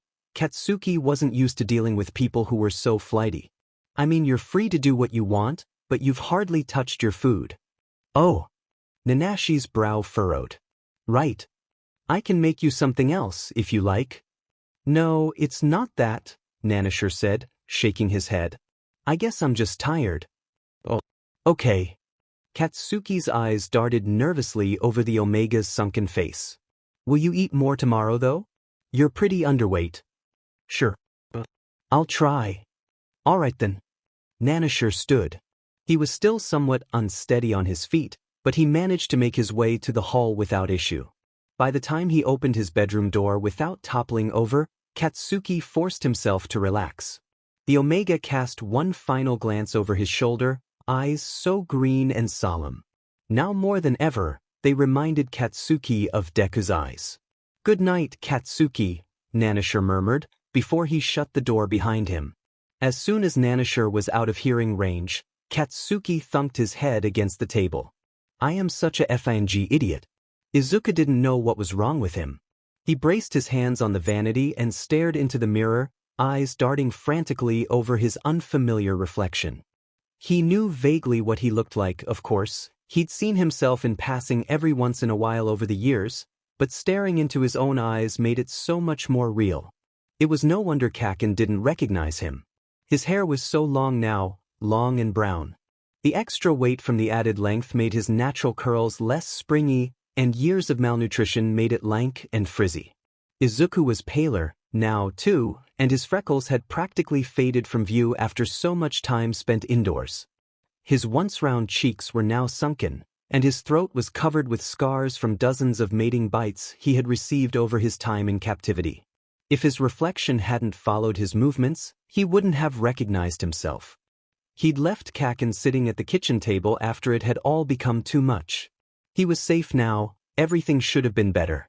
But even with Kaken watching over him from the next room, even with clean clothes and a room of his own, everything felt wrong, like it was all just an elaborate fantasy that would evaporate at a moment's notice. His feelings were a twisted amalgamation of everything he hadn't let himself feel for who knows how long, and he didn't know what to do with them. He was sad. He was scared. He was angry. Izuku pulled back the soft sheets of his new bed and crawled beneath them, pulling the covers up over his head. The bed was warm and safe, and Izuku wanted to cry. It had been so long since Izuku had a bed to himself, so why did he feel so afraid? Nanashi was acting strangely. Maybe it was to be expected, but to Katsuki, the change was jarring. In the hospital, Nanashi couldn't calm down without Katsuki's scent. Now, the Omega tried to avoid Katsuki at all costs. It had been 2 days since Katsuki had brought him home, and things were only growing more strained. Katsuki didn't know what to do. He tried calling Dr. Suzuki, but she wasn't much help. After what he's been through, it's going to take him a while to adjust. All you can do is be patient with him, and once he's comfortable, he'll start on therapy to help him unpack his trauma. Which left Katsuki back at square one. Hey, Nanashi? The Omega stopped in his tracks, but said nothing. You know you can talk to me, right? Nanashi wouldn't meet his eyes. About what? I don't know about your feelings and sheet. Katsuki shifted uncomfortably. This was really not his strong suit. That's what I'm here for. To help you. When Nanashi spoke, he was quiet, his voice hardly more than a whisper, and Katsuki had to strain to hear him. I don't know what I feel anymore. We can figure it out if you want, but bottling this sheet up inside isn't good for you. Katsuki's throat worked. I would know. Nanashi's eyes darted over Katsuki's face. He looked almost afraid, and the expression turned something in Katsuki's stomach. Would you at least sit down? Katsuki grumbled, and if there was a note of desperation in his tone, it was not because he was worried. Definitely not. I haven't seen you much. I just want to be sure you're all right. Nanashi sat hesitantly, perching on the edge of the couch like he was afraid to get too comfortable. He worried at his full lower lip. How long was I gone? The question hit Katsuki harder than a punch in the gut. I don't know exactly, he admitted. Then guess.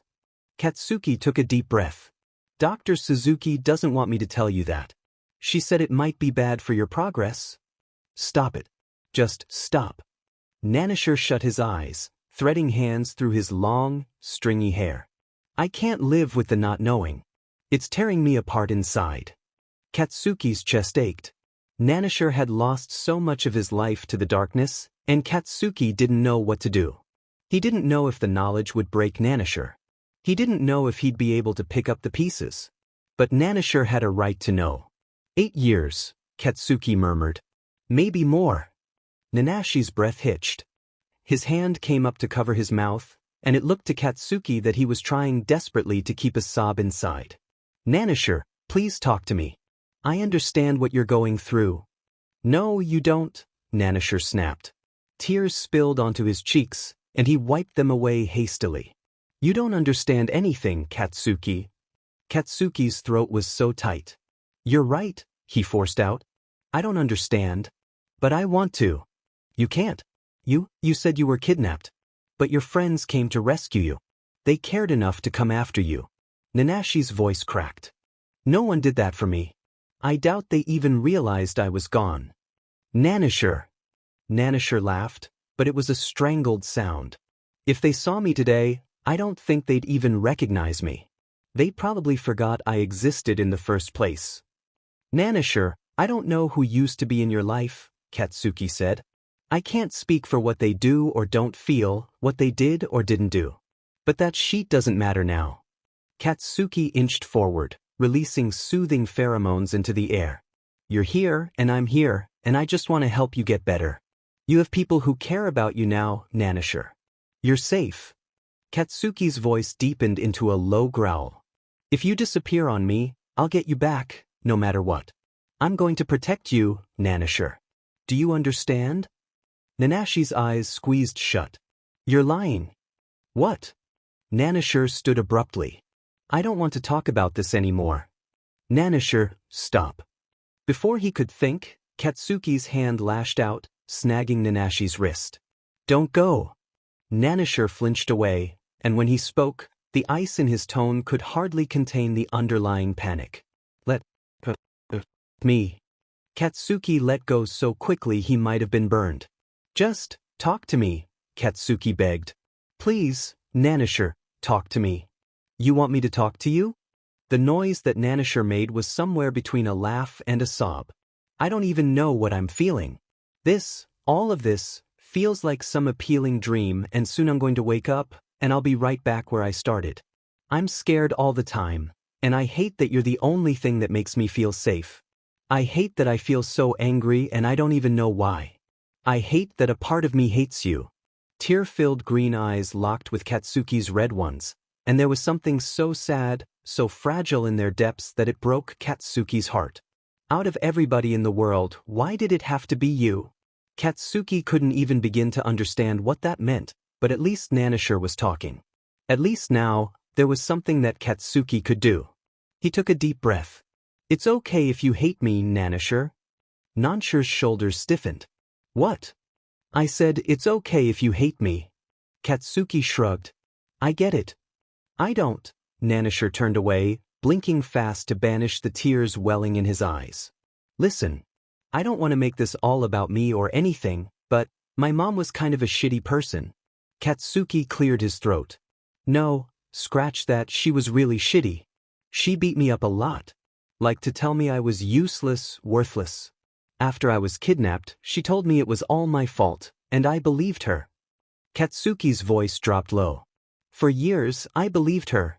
Katsuki couldn't bring himself to meet Nanashi's eyes. He still didn't like to talk about this. Even after all these years, memories of his mother brought up such ugly emotions, and trauma he had tried so hard to work through reared its ugly head. But Katsuki knew how this worked. He couldn't ask Nanashi to open up if he himself wouldn't let himself be vulnerable, and if Nanashi couldn't face his past, he would never be able to heal. I was so angry all the time, Katsuki continued. His throat felt dry. All I wanted was to scream and shout in rage, and I did. I was horrible to the people who were closest to me, people who didn't deserve it. Green eyes, so similar to Nanashi's, flashed through Katsuki's mind. And by the time I saw that all my fury was just a way of covering up my pain, it was too late. Tears were streaming down Nanashi's face. Why are you telling me this? Because I've been where you are. Katsuki was desperate, half begging for Nanashi to open up. Maybe not to the same extent, but I understand. I get what it feels like to be angry, to want to burn the world down so that everyone else will have to suffer the way you did. And I understand that you have to feel that rage in order to be able to heal. Katsuki's gaze dropped. I told you that I took my anger out on someone who didn't deserve it, but I do. I deserve it. So if you need someone to hate, hate me. If you need someone to resent, resent me. I can take it. I won't break. Nanashi sank back onto the couch. Maybe he just wanted to take a seat, but Katsuki had a sneaking suspicion that his knees had grown too weak to support his weight. The Omega wiped his tears with the back of his hand. How did you get through it? Katsuki breathed in deep. I was in a really dark place for a really long time. And then when I was 14, something happened. At the thought of green eyes, Katsuki's hands curled into fists. Changed me. And that was the beginning, I think. But ultimately, it wasn't until I started opening up that I was able to make progress. You think so? Yeah, I do. Katsuki looked down at his hands, picking idly at a hangnail until it started to bleed. I met my best friend at UA. His quirk is hardening. He can make his skin as hard as a rock. But his personality is a bit like that too. No matter what you throw at him, he takes it with a smile. He understood that I was hurting, and when I needed the space to rage, he gave it to me. It's funny, it was only when I was finally given permission to feel that anger that it started to disappear. He looked up, forcing himself to meet Nanashi's emerald gaze. Nanashi, after everything you've been through, it makes sense that your emotions are going to be complicated. It makes sense that you're going to be feeling too many things all at once. But no matter what you're feeling, I'm going to be here. You're not going to scare me away. And maybe that was all it took. Maybe that was all Nanashi needed. Because at his words, Nanashi broke. Nanashi's emaciated frame shook with the force of his sobs. It was like something inside him had shattered, whatever barrier was holding back his emotions had cracked, just slightly, just enough for all those poisonous, ugly feelings to find their release. Katsuki pulled the Omega into his arms, and Nanashi buried his head between Katsuki's neck and shoulder.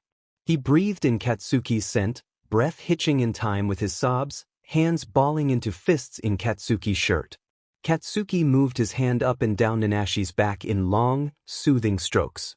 He murmured soft, soothing things in the Omega's ear as Nanashi cried into his chest. The dam had broken. 2 days of silence were finally over. Katsuki couldn't fix the mistakes of his past, but he could be here, now. And with Nanashi safe in his arms, He found that there was nowhere else he'd rather be. Katsuki was making oatmeal for breakfast 2 days later when Nanashi crept out of his room. The Omega was still timid. He walked around the apartment like Katsuki would abandon him if he took up too much space. But they'd made progress since their conversation. Nanashi wasn't avoiding Katsuki like the plague anymore, and he seemed more comfortable sticking close to the alpha when he needed comfort. And if Nanashi was still nervous around Katsuki, well, Rome wasn't built in a day. Nanashi sank into a chair at the kitchen table. "Good morning, Katsuki," he murmured. Katsuki grunted. "You hungry?" I'm going to take that as an enthusiastic yes." He spooned the oatmeal into a bowl and set it on the table before Nanashi. He'd already put out honey, oat milk, and fresh fruit to top it with. Katsuki took pride in his abilities as a cook. More than that, he liked cooking. It was meditative. After a hard day, sometimes it was the only thing that calmed him down. And now that Nanashi was living with him, Katsuki found that something intrinsically alpha within him liked providing meals for his Omega. He slid into the seat across the table from Nanashi with a bowl of oatmeal of his own. Nanashi had already doused his breakfast in milk and honey and was now picking at his food with solemn disinterest. Getting Nanashi to eat was harder than bathing a cat. Katsuki had expected that the Omega would be ravenous after coming home, but, as Dr. Suzuki had patiently explained after Katsuki called her in a panic, Nanashi's body was unused to being regularly fed. An imbalance of stomach acid and a confused metabolism sometimes made him feel nauseated after eating, and his capacity for large meals had diminished greatly. The foods Nanashi could eat were also limited, at least for the time being. When he'd first woken up in the hospital, they had only let him drink water. He worked his way through fruit juice and broth, and now he was on to soft and semi-solid foods. Even paired with the supplements he'd been given, Nanashi's body would take time to recover, but it didn't make it any easier to watch him turn down desperately needed nutrients. Katsuki leaned forward, resting his elbows on the table. "You need to eat something. At least a few bites." Nanashi frowned. "I know I do, but it upsets my tummy." If anyone but Nanashi had used the word tummy in full seriousness, Katsuki probably would have blown them up. But somehow when Nanashi did it, it was inexplicably endearing. "You're feeling that way because you've gone without consistent meals for so long," Katsuki growled. "It'll get better once you start building up your strength." Hesitantly, Nanashi raised the spoon to his mouth. Katsuki watched as the Omega chewed and swallowed. Katsuki leaned back in his chair, crossing his arms over his chest. "So, I had a question." Nanashi looked up. Katsuki shifted uncomfortably. Sheet, why was he suddenly nervous? This wasn't like him. Obviously there's no pressure, but, you remember Kirishima, that friend I was talking about the other day? Nanashi nodded. He didn't look upset yet. That was good. "Yeah, well, he was there. That day." Katsuki cleared his throat. "When we found you." Nanashi's face blanched, and when he spoke again, his voice was small. "Oh. Anyways, I was talking to Dr. Suzuki, and she said it wouldn't be a bad idea to introduce people into your environment little by little," Katsuki said. He could feel his cheeks heating. "Kirishima is an idiot, but, he's a good man and a good friend. With your permission, he could come over at some point later this week." Katsuki clutched the back of his neck with a hand. "It would be totally on your terms, of course. He'd only stay as long as you wanted, and you could leave at any time, but I thought I'd bring it up. I'm sure you get tired hanging around me all day. Kirishima is much more likable than I am." The corners of Nanashi's lips twisted into a tiny smile. "I don't know about that, Katsuki. I like you just fine." Katsuki quirked a brow. "I thought you hated me?" "I don't hate you." Nanashi's cheeks turned pink. "I feel angry sometimes, but that has less to do with you and more to do with everything else. And what you said the other day helped." Katsuki's heart rate picked up. Yeah. It feels better that I'm not bottling it up." His eyes flicked up to meet Katsuki's. "And you're not too bad, as long as you're not bullying me into drinking a gross prescription protein shake." He made a face. Katsuki barked a laugh. "They're good for you." Nanashi wrinkled his nose. "They're foul." Katsuki leaned back in his chair, letting an easy grin spread across his face. I'll tell you what, I won't make you drink a protein shake today, but you have to eat your oatmeal. All of it. Nanashi groaned. It's tasty. Look. Katsuki shoveled a spoonful of oatmeal into his own mouth, making exaggerated noises of pleasure as he chewed and swallowed. Delicious. Nanashi rolled his eyes, but he nevertheless picked up his spoon and took a dainty bite of his breakfast. It was a small win, but a win nonetheless. So tell me about Kirishima, Nanashi said, taking another bite of his oatmeal. Katsuki sighed, leaning back in his chair. The guy's a goddamn golden retriever. Huge, dumb as rocks, and just about the sweetest person you'll ever meet. I swear to God, it is impossible to get that guy to dislike you, Katsuki grumbled. Trust me, I tried. Nanashi snorted. If he's a golden retriever, you must be some sort of Pomeranian or something. I'm a what? Katsuki demanded. Nanashi smiled to himself, taking another bite of oatmeal. A very, very angry Pomeranian. I'm nothing like a Pomeranian. Katsuki growled.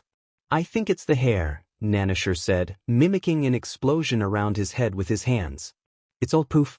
And big dogs are all softies, it's the small ones that have bad attitudes. Katsuki crossed his arms. I do not have a bad attitude. Nanashi's grin was mischievous. So what about me? He asked. What kind of dog would I be? Katsuki scoffed. You wouldn't be a dog. You're a teensy little bunny or some shit. A bunny? Yeah, you're all cute and little with the puffy hair and the button nose, Katsuki said, rolling his eyes. You're effing bunny. For the first time since Katsuki had known him, Nanashi giggled. Katsuki was staring. He knew he was, but he couldn't help it. Because Nanashi's voice was hoarse, and he sounded like he hadn't laughed in months or years, but his laugh still might have been one of the most appealing sounds Katsuki had ever heard. What? Nanashi asked, smile fading as quickly as it had come. Nothing. Katsuki shook his head. Just remembered something I need to tell Mina. Nanashi nodded, peppering a few more fresh berries onto his oatmeal. Well, if Kirishima would like to come over, it's fine with me. I'd like to meet the guy who managed to tame the one and only Katsuki Bakugou, attack Pomeranian. Katsuki growled low, which sent Nanashi into another fit of giggles, and DMN if the sight didn't melt something in Katsuki's chest. Kirishima showed up at Katsuki's doorstep on Saturday, armed with 3 overflowing bags and a self-satisfied grin. Katsuki opened the door, then sighed. What the F dash, shitty hair. Kirishima's smile widened. I come bearing gifts. I can see that, Katsuki deadpanned. The question is, why? It's polite. I need something nice to greet your new house guest. He shouldered past Katsuki effortlessly, stepping into the apartment. In the years since Kirishima had gotten even bigger. Now, he towered well over 6 foot, and his enormous frame was roped with muscle. His spiky hair had gotten longer and now fell past his shoulders, his teeth were sharp and pointed, and his face was crisscrossed with old scars. He looked like a beast. Still, appearances could be deceiving. Anyone who had met Kirishima even once knew that he was a gentle giant. Where's Nanashi? In his room, Katsuki said. I told him I'd come get him once you're settled down enough not to freak him out. Kirishima looked genuinely heartbroken. You think I would freak him out? Katsuki rolled his eyes. Sit. Kirishima plopped obediently onto the couch, practically vibrating with excitement. Behave, Katsuki warned, leveling a finger in Kirishima's face. If you freak him out, I'll have you out of here before you can say, Crimson Riot. Keep loud noises and sudden movements to a minimum. Got it? Kirishima saluted. Yes, sir. Then I'll go get him. Katsuki walked down the hall, stopping in front of Nanashi's bedroom. He rapped his knuckles against the door. Nanashi? You ready? The door opened halfway as soon as he knocked, like Nanashi had been waiting on the other side, but the Omega didn't step out into the hall room. His eyes darted around nervously. It's all right, Katsuki said, forcing his voice to gentle. Nothing bad is going to happen. I've got you, okay? Nanashi caught Katsuki's gaze and held it. Whatever he saw in Katsuki's eyes must have soothed him, because in the next second he stepped out of his bedroom, closing the door behind him. He clung to Katsuki as the alpha led him into the main room. Kirishima grinned wide when he saw the Omega, baring his shark-like teeth at the smaller boy in a way that was unintentionally intimidating. "Hey there. You must be Nanashi. You look a lot better than the last time I saw you." Nanashi shrunk back, hiding behind Katsuki's larger frame. "My name is Izuku Kirishima, also known as Sturdy Hero Red Riot." He smashed his fists together in his signature pose. "It's nice to meet you, man." Nanashi's eyes darted back and forth between Katsuki and Kirishima. For a long, ardent moment, the room was taut and silent. Then Nanashi darted into the kitchen, and the door clicked shut behind him. "You idiot!" Katsuki hissed. "You scared him off." "I didn't mean to."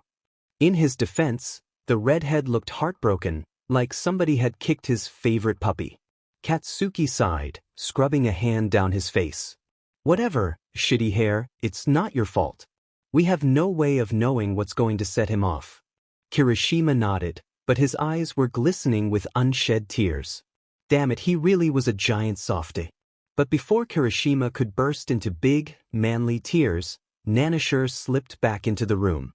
This time, he was holding a pen and a pad of paper in his hands. He sank onto the ground in the middle of the room, sticking close to Katsuki like he trusted the alpha to keep him safe. Nanashi scrawled messily on the pad of paper, then held it up so Kirishima could see. It read Red Riot? Like Crimson Riot? Kirishima straightened to his full height, which was admittedly impressive, and grinned wider. "Yeah man, are you a fan?" Nanashi turned back to his notepad. When he flipped it around again, it said, "I used to like heroes when I was a kid. I don't know much about them anymore, though." "Heroes are so manly," Kirishima said, his crimson eyes going wide. "Do you have a favorite?" When Nanashi flipped the paper back around again, he was blushing. "Like All Might. But then again, who doesn't?" Katsuki's chest tightened. God damn it, but this conversation was reminding him too much of Deku. With the similarities already present, talk about heroes was just too much for him to handle. Not that it wasn't expected. Kirishima was a pro, for crying out loud, and back when Nanashi was taken, All Might was still #1. He was everybody's favorite hero. It didn't mean anything. So why couldn't Katsuki get Deku out of his head? Kirishima, unfortunately, was too focused on Nanashi to pick up on Katsuki's nonverbal cues. "That's awesome, man. Did Bakugou tell you all our All Might stories from UA?" Nanashi's eyes went wide. When he scrawled on his notepad again, his handwriting was noticeably messy as he rushed to get the words out. "You've met All Might?" Kirishima laughed. "Hell yeah, we did. He used to be our teacher." For all that Nanashi had implied he was a casual hero fan, the Omega looked like he was ready to pass out. Good. What was he like?" Nanashi scribbled. "He was a shitty teacher, that's what," Katsuki growled. Kirishima's laugh was boisterous and booming. "Stop it, Bakugou. You're only mad because he liked Togata better than you." Katsuki scowled. "Shut up, shitty hair. I was Aizawa's favorite." "I'm pretty sure Shinso was Aizawa's favorite," Kirishima pointed out. "Yeah, but Shinso is his kid, so it doesn't count." Nanashi was scribbling something on his notepad. When he flipped it around, it read, "Tell me about Yue." Katsuki rolled his eyes. In the short time Nanashi had been living here, he'd already expressed an insatiable interest about Katsuki's high school days. Maybe Kirishima would be able to tell him whatever the Omega was so desperate to know. "It was a wild ride, I'll tell you that much." Kirishima laughed. His crimson eyes twinkled. "We all almost died more than once, but I wouldn't trade it for anything. I met my best friends in the world there, plus the love of my life." Nanashi grinned, but there was something wistful, almost sad about the expression. Katsuki realized he'd never know what Nanashi could have been if things had gone differently for him. If his passion for heroes was any indication, maybe he would have even wound up at UA, by Katsuki's side. Maybe things would have been different, for both of them. Kirishima leaned back against the couch cushions. "So Nanashi, tell me about yourself. Is there anything I should know about you? Either Kirishima was striving to give the Omega some sense of normalcy, or he was a well-intentioned idiot who didn't realize how loaded that question was. Katsuki barely resisted the urge to drop his head into his hands. Kirishima was better with people than Katsuki was, but what was Nanashi supposed to say after being held captive for 9 years? But to Katsuki's surprise, Nanashi perked up. There's not much to tell, he wrote, but other than heroes, I used to like drawing. I was pretty into manga too. Hey, I might have something for you, then. Our old classmates still work together, and when they heard that you were going to be living with Bakugou for a bit, they wanted to get you some housewarming gifts. They wished they could be here themselves, but they thought that might be too much at once. The gifts were, for the most part, charming.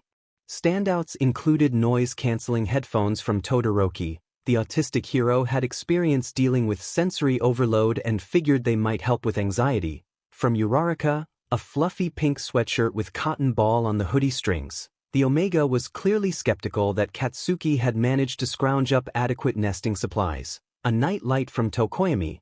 If I've learned one thing from Dark Shadow, it's that some demons are easier to handle in the light, and as promised, an entire shoujo manga set from Hagakure, to which Kirishima remarked that Nanashi could always borrow Bakugou's collection, only to be threatened with bodily injury moments later.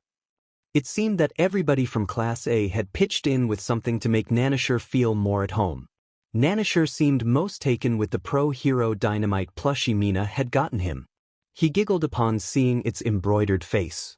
He scribbled out a quick message on his notepad, "They made you look so angry." Katsuki scowled, which only made Nanashi laugh harder, and although he never would have admitted it, Katsuki might have played up his reaction just a bit. It was worth it if it made Nanashi smile. The plushie sat in Nanashi's lap for the rest of the night. Nanashi retreated back into his room after an hour or so, citing a headache, although Katsuki wouldn't have been surprised to learn that the Omega was just getting overwhelmed. Whatever the reason, Katsuki couldn't help but feel pleased. Nanashi had done far better than anyone had been expecting. Katsuki stared at Nanashi's door for a long second after it closed behind him. It was only when he was sure the Omega was out of earshot that he turned to Kirishima, keeping his voice low. "If that didn't go as well as it did, you'd be dead. Right now, shitty hair." "What did I do?" Kirishima asked, pouting. "He was fine, wasn't he?" "Yeah, luckily," Katsuki snapped. "You shouldn't have asked personal questions like that. Who knows what's going to set him off?" Kirishima rolled his eyes. "Bakugou, I was asking for his interests, not his life story." "It was risky," Katsuki hissed. Kirishima sighed. "Nanashi knows what happened to him better than anyone," the beta reminded him gently.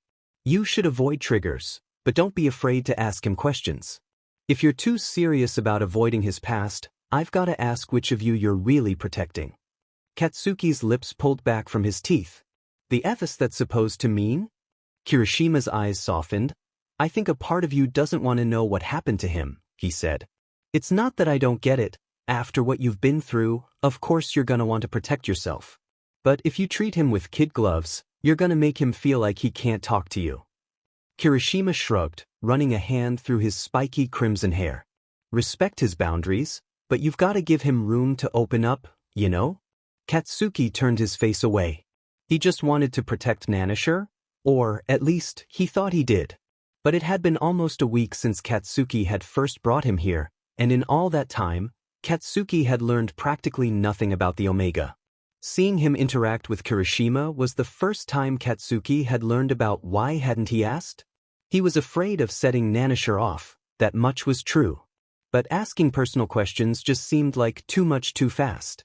Every passing day, Nanashi reminded him of Deku more and more, and as the connection in his mind grew stronger, and as he started to care about Nanashi as an individual, the thought of what had happened to him only grew more painful.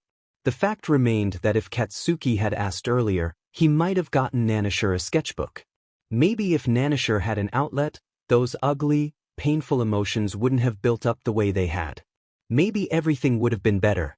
"Whatever, shitty hair," Katsuki grumbled, grudgingly admitting defeat. I love you too, Bakugou." Kirishima winked. "See ya later, okay? Text me if you need anything." Yeah. Katsuki rolled his eyes. Get out of here. He shooed the exuberant beta out of the apartment before shutting the door behind him. Katsuki had some thinking to do.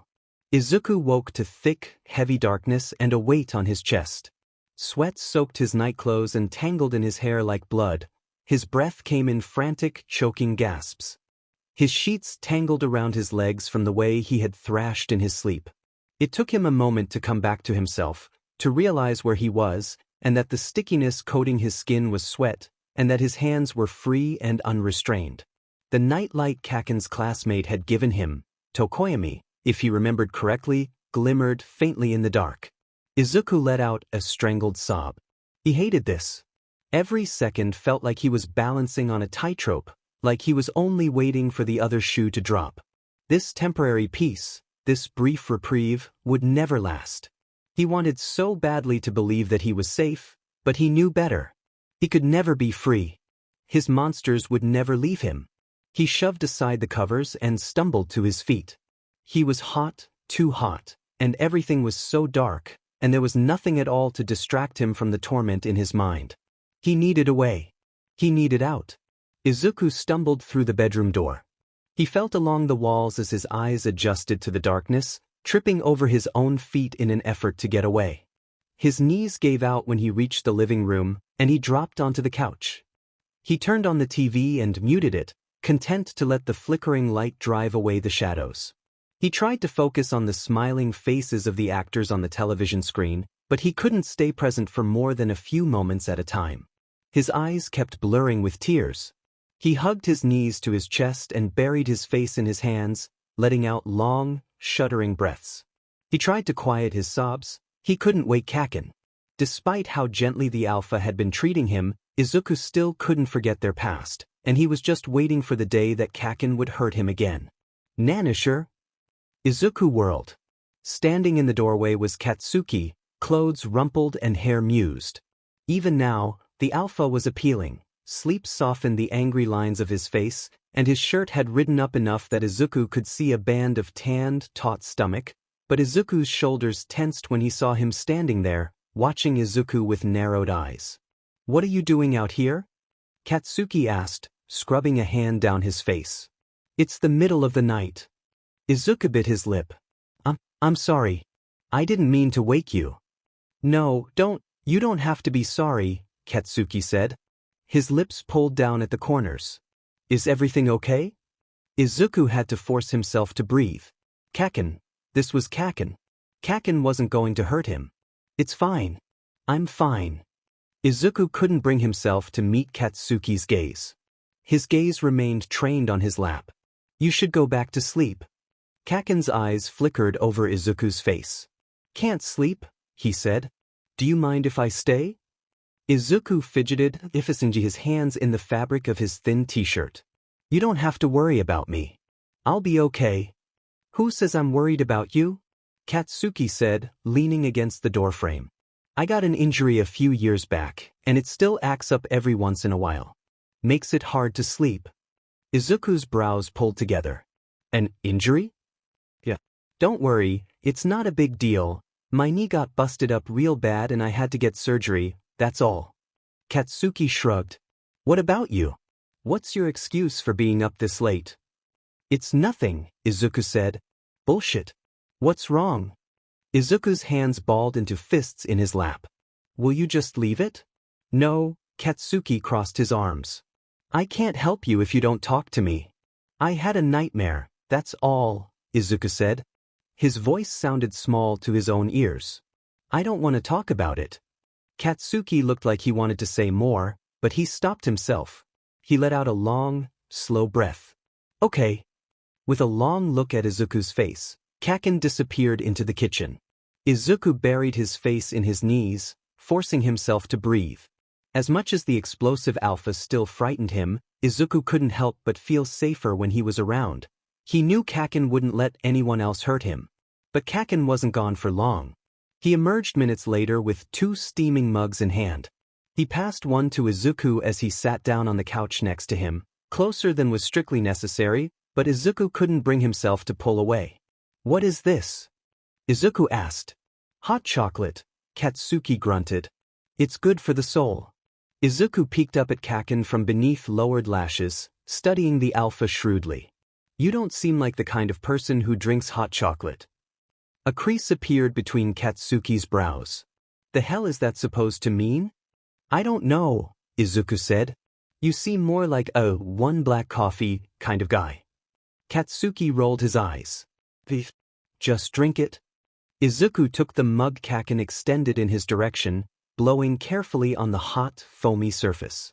The warm ceramic in his hands was soothing, and he pulled it closer, letting the steam tickle his face.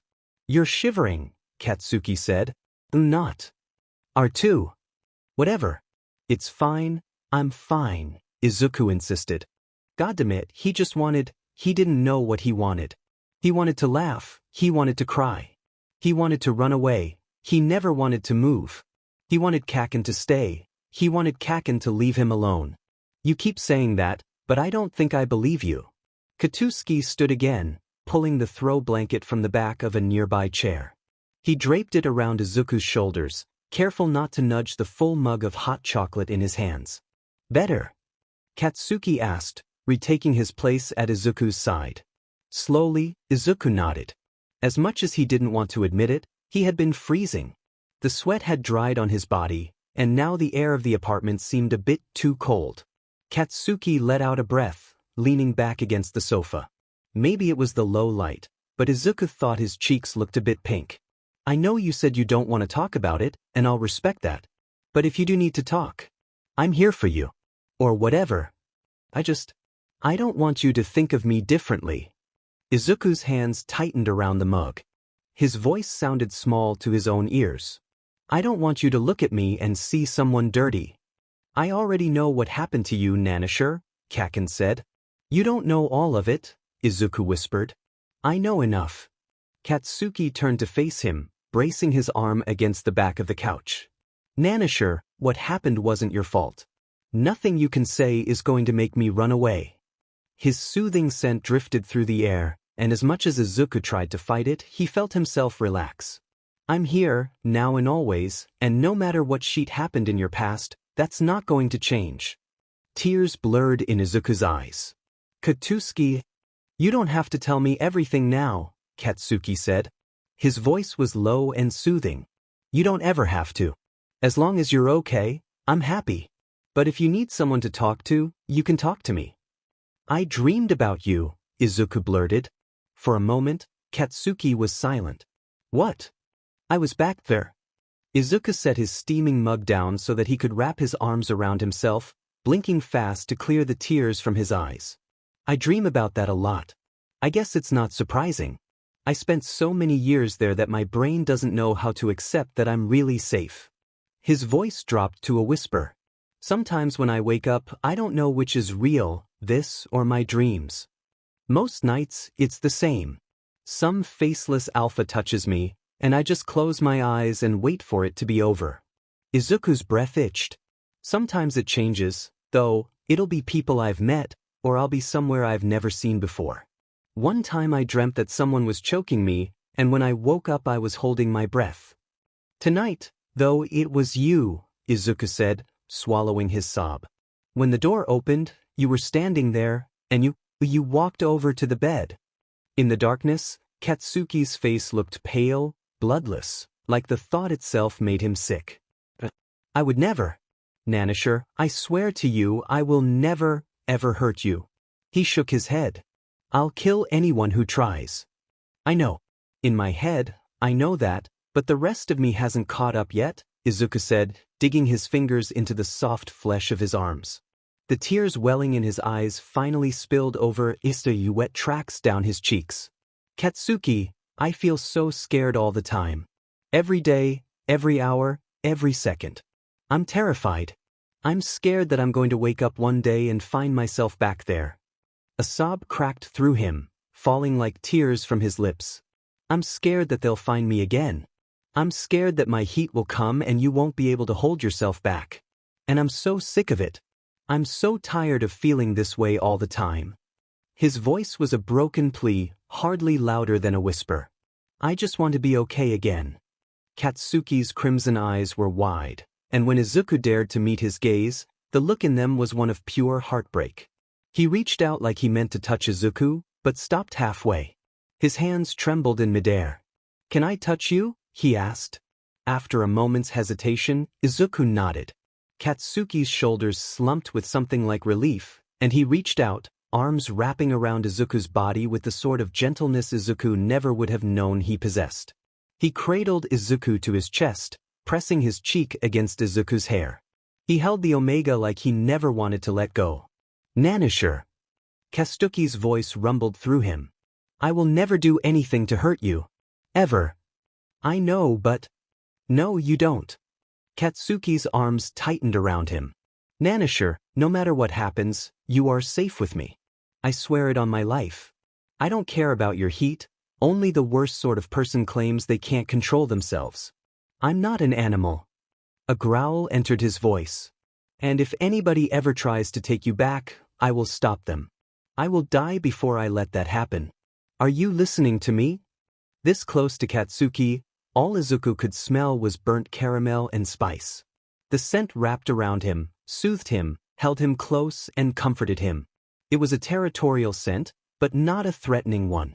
It was strong, protective, and for the first time in a long time, Izuku felt safe. Izuku sobbed. He clung to Kaken like a lifeline, hands balling in the fabric of his t-shirt. "Katsuki." "Sure." Katsuki's hand came up to slide Izuku's hair. "It's okay, Nanashi." "Katsuki, I don't know what to do," Izuku whimpered. "I don't know how to fix it, fix me." "You don't have to be fixed, Nanashi," Katsuki said, resting his chin atop Izuku's head. "You're not broken. You're healing." Izuku sobbed. "Am I ever going to be okay again?" "Yes. It might take months, it might take years, but I am going to be there the entire time. And someday I am going to see you smile. A real smile, one without any pain or fear." Katsuki's hands trailed soothing strokes down Izuku's back. "Even then, you'll have hard days and bad dreams, but the light will be enough to outshine the darkness. Do you promise?" "I promise you, Nanashi." Izuku pulled away, swiping at his tears with the back of his hands. "I'm sorry. It's late and I'm keeping you awake." "Stop it." Katsuki's hands came up to cup Izuku's cheeks, forcing Izuku to meet his gaze. "I'm here for you, Nanashi.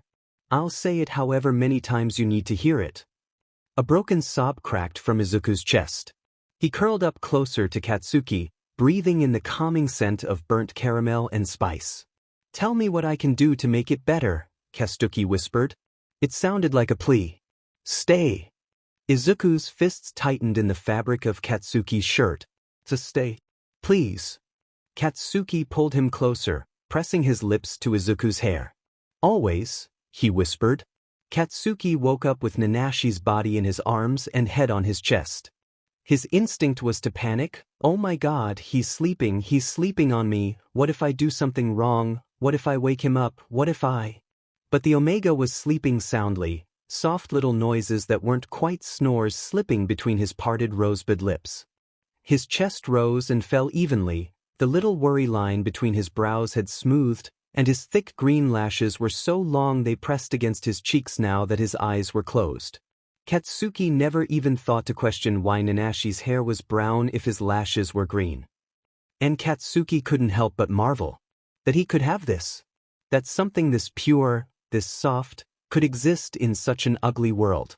That after all the mistakes Katsuki had made in his life, Nanashi could feel comfortable enough to fall asleep in his arms. It turned Katsuki's stomach that Nanashi's nightmares had been about him. He wouldn't force himself on anybody, not ever, but the idea of hurting Nanashi like that, it put a bitter taste in his mouth.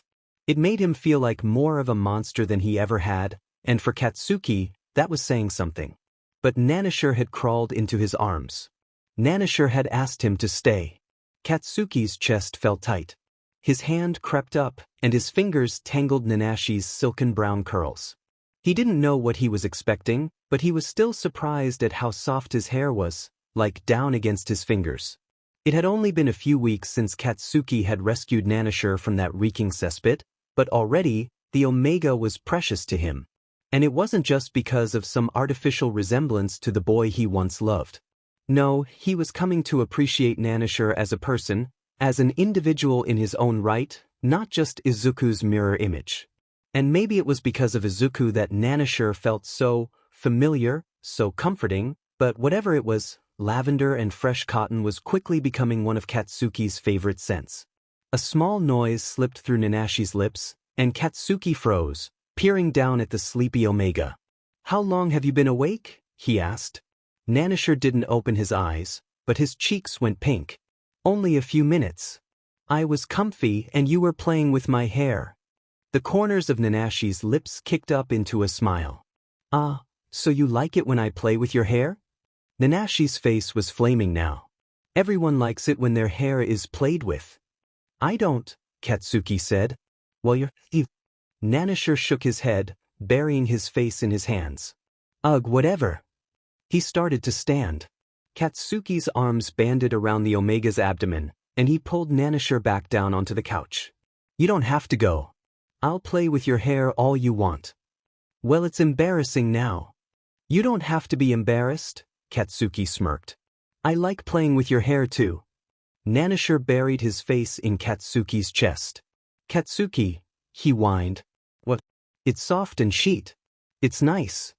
Truthfully, Katsuki was just glad that Nanashi was willing to accept physical affection of any kind. It was a big step for the Omega who, just last night, had flinched away from his touch. Nanashi groaned, hiding his bright red face behind his hands. Fine. I guess I'll make us some breakfast." Katsuki scooted out from underneath Nanashi, taking care not to disturb him too much.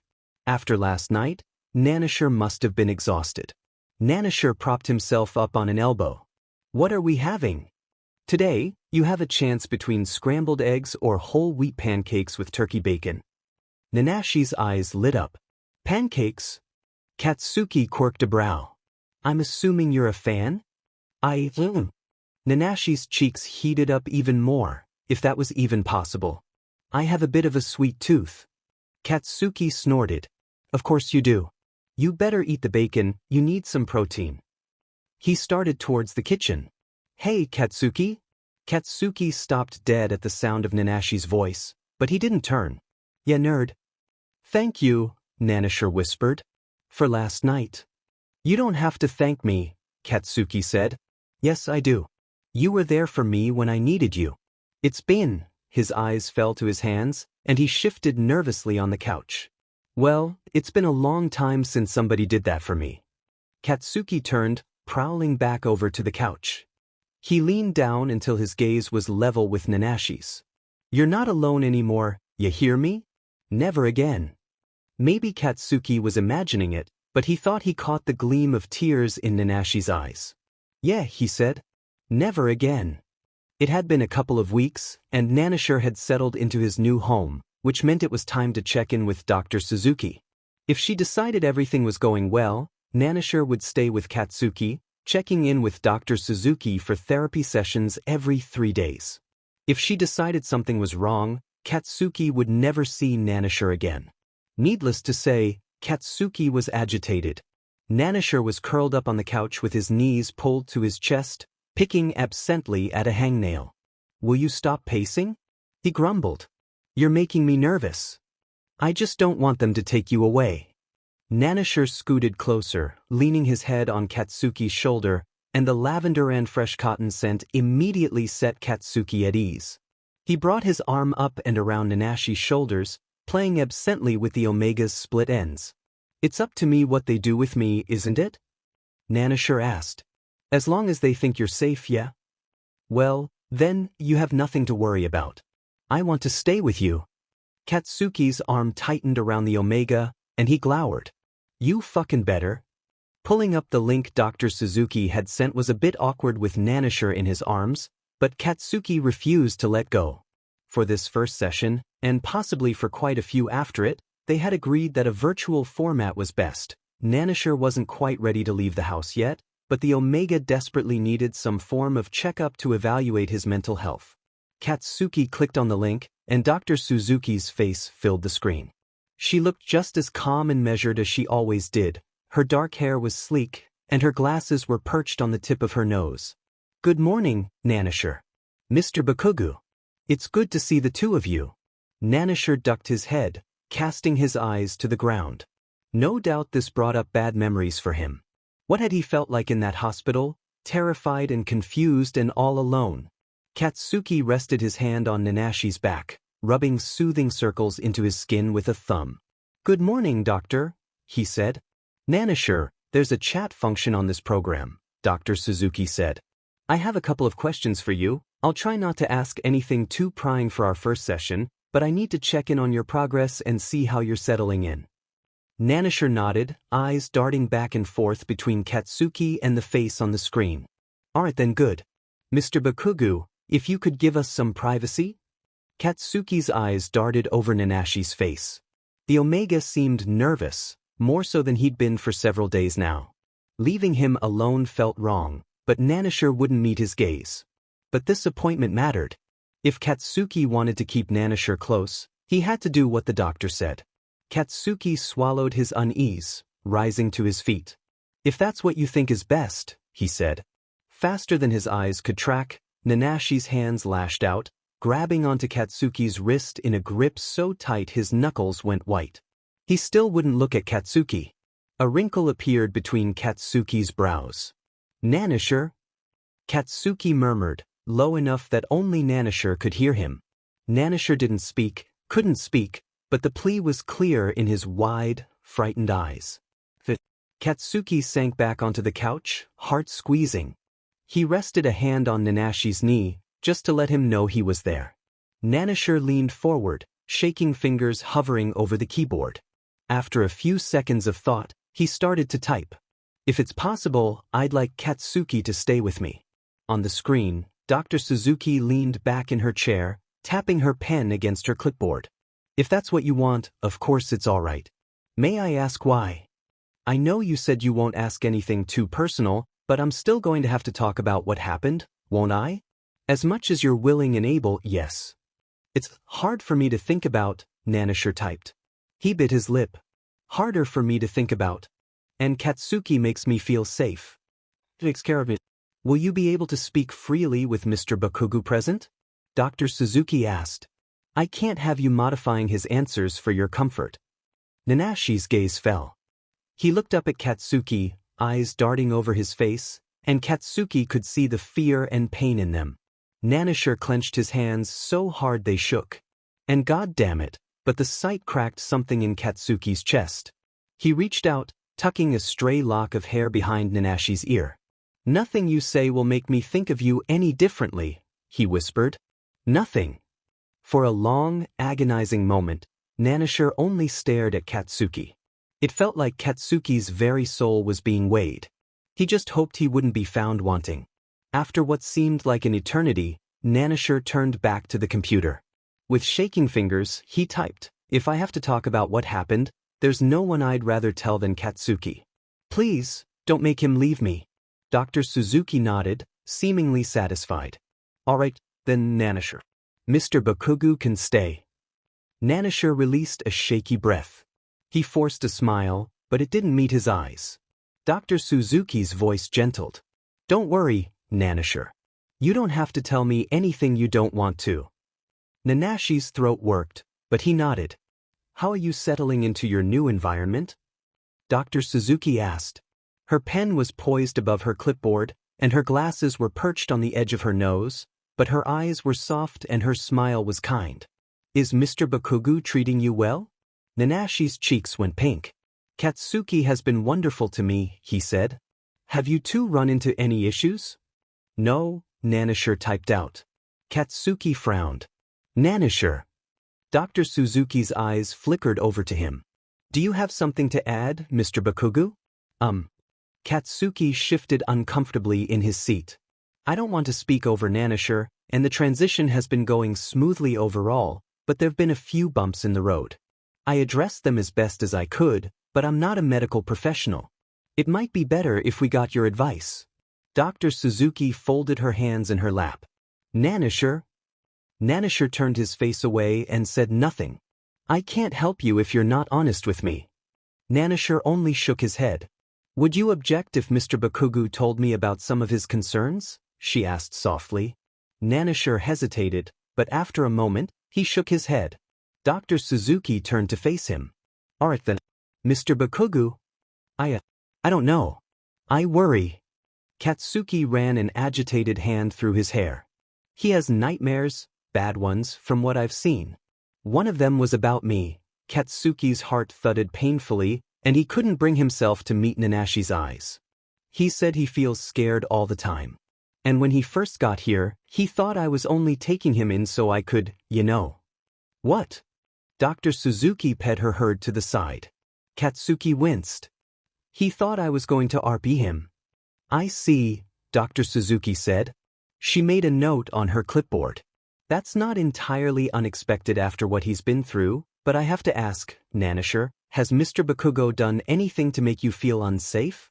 Vehemently, Nanashi shook his head. Tears glistened in his eyes, but he blinked them away before they could fall. Katsuki leaned forward, catching Nanashi's eye. You can talk to me, Nanashi. I never want to hurt you. He shook his head again, biting down hard on his lower lip. It's all right, Nanashi, Dr. Suzuki soothed. Nanashi lunged for the keyboard, fingers shaking. The message he typed out was hurried. Katsuki wouldn't have been surprised if he could hardly even see the screen through his tears. Please, don't take me Aoya. Katsuki's breath caught. No one's going to take you away, Nanashi, Dr. Suzuki soothed. Her voice was gentle. Not over something like this. What you're experiencing is totally normal after what you've been through. It makes sense that your subconscious would be frightened of a large, intimidating alpha, even if he's been treating you well. Nanashi's lower lip was trembling. He swiped hastily at the tears tracking down his cheeks with the back of his hand. Dr. Suzuki made another note on her clipboard. It seems that you're experiencing symptoms of PTSD. She looked up at him. This doesn't make you weak, Nanashi. After escaping a traumatic situation, your brain is trying to protect you from getting hurt again.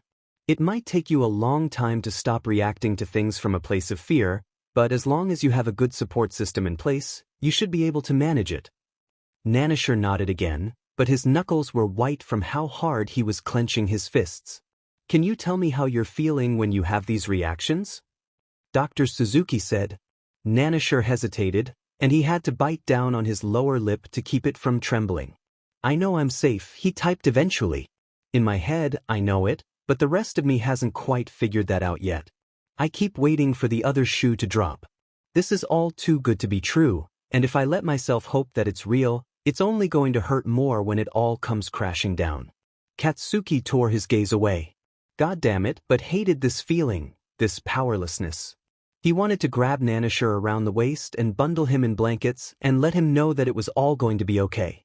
I see, Dr. Suzuki said. Her voice sounded even, but her eyes were sad. I understand that this is hard for you to talk about, but the more you can tell us about what you experienced while you were being trafficked, the more we can help. Nanashi's hands hovered over the keyboard. For a long moment he was still. When he finally typed out his message and hit send, his words hurt Katsuki worse than a knife to the gut. They hurt me, Nanashi said simply. Dr. Suzuki's fingers tightened around the pen in her hand. Can you elaborate on that? The alphas came, took what they wanted, and left. Nanashi's eyes were far away, like he was lost in the memory. It didn't matter what they wanted, it was different every time. And as the only male Omega, I had a lot of visitors. Katsuki had to clench his teeth to rein in the low, rumbling growl that was building in his chest. He didn't want to hear about it, didn't want to think about it. He hadn't known Nanashi for long, but the Omega was so small. So sweet and terrified and innocent. He couldn't wrap his mind around the fact that anybody could ever hurt him. And when he remembered that Nanashi couldn't have been older than 15 when he was taken, Katsuki was a hero. He was supposed to save people. But if he ever got his hands on the people who had done this to Nanashi, he wouldn't hesitate to tear them apart. When the heroes found you, you were in bad shape, Dr. Suzuki said. Did they hurt you when you didn't do what they wanted? Sometimes. Sometimes, they hurt me even if I did exactly what they said. They just wanted to see me scream. Nanashi's throat worked, and Katsuki thought he saw the glimmer of tears in his eyes. Sometimes, they were gentle and I I think that was the worst part. Even though they were kinder than the others, they still saw me as something they could use and throw away. They didn't even see me as human.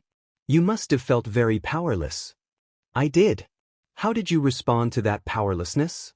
Nanashi's hands hovered over the keyboard, hesitant, before he typed out, I tried to kill myself. And those words, Katsuki would have gladly destroyed himself to never again hear Nanashi speak those words. I see. Dr. Suzuki made another note on her clipboard, and Katsuki wanted to scream. Was that really all she had to say? May I ask how many times? Lost count. Nanashi's hands were trembling where they hovered above the keyboard. When I was found, I was starving myself to death. That's why I'm so malnourished. Eventually they started forcing the food down my throat. Dr. Suzuki crossed her legs, leaning forward enough that Nanashi was forced to meet her eyes. Nanashi, I have to ask. Do you still feel like hurting yourself? No, Nanashi hurried to reassure her, and Katsuki felt his shoulders relax, just a bit. Are you sure? Dr. Suzuki insisted. I need you to be honest with me, Nanashi. The Omega's eyes flickered to the ground. His face was pale, and tears were brimming in his emerald eyes. Katsuki's heart dropped. Nanashi's breath hitched. I don't know. Dr. Suzuki let out a slow, deep breath. All right, thank you for being honest. She leaned forward, eyes wide and insistent. Nanashi, I need you to listen to me very carefully. If you ever feel the urge to hurt yourself, I need you to tell Katsuki immediately. If you can't come to Katsuki, please come to me. You have a support system, and hurting yourself is not the answer. Do you understand me? Katsuki thought he heard Nanashi typing, but he couldn't make out the screen. His head was spinning. His vision blurred, and he was flooded by memories from so long ago. Kaken sugoi. Blood on the pavement like a crimson halo. Deku.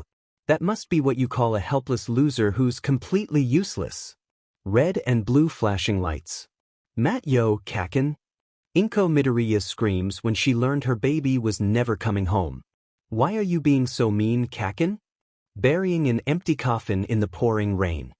Take a swan dive off the roof of the building. An empty desk behind his own. Quirkless loser, useless extra. Deku. Datsuki. Katsuki. Katsuki. Katsuki came back to himself at the sound of Dr. Suzuki's voice. He seeked in a breath, the another, but it didn't matter, because no matter how deeply he breathed, he couldn't get enough air into his lungs. He started breathing faster, but it felt like he was choking on nothing, like no matter how much air he took in, he could never be satisfied. It felt like his heart was going to explode. Nanashi placed a hand on Katsuki's shoulder, but pulled it away just as quickly when Katsuki flinched. Nanashi's lips moved, but no sound came out. Kaken, wait for me. Katsuki squeezed his eyes shut against the onslaught of memories, clutching the skin over his heart. He was going to die. He was going to die, and what would happen to Nanashi? Katsuki. Dr. Suzuki's voice filtered through the computer screen. Katsuki, I need you to talk to me. What's going on? Goddammit, his chest burned. Can't breathe, he forced out. Dying? You're not dying, Katsuki, Dr. Suzuki soothed. You're having a panic attack. I can't. F-dash. Katsuki slammed his fist into the coffee table, sending cracks spiderwebbing through the glass. Something shifted on the couch next to him. In the next second, small, cold hands cupped Katsuki's face, forcing him to look into wide green eyes. And goddammit, those eyes. They destroyed him. Broke him down and rebuilt him, shattered his world and put it back together again. He wanted to lose himself in them. Those eyes looked like solace. They looked like hope. Idatsu.ku? Those appealing eyes went wide with shock, and the hands fell away from Katsuki's face. No, Katsuki, Dr. Suzuki's voice soothed. That's Nanashi. And suddenly, everything slammed into Katsuki with the force of a blow. Nanashi. This was Nanashi, the Omega he'd sworn to protect, the one who had already been through far, far too much. The one who had already experienced enough pain that he thought it was better to end his life, who had suffered so deeply he'd tried multiple times. When he'd heard Nanashi admit to it all, admit to wanting to hurt himself, he'd lost it.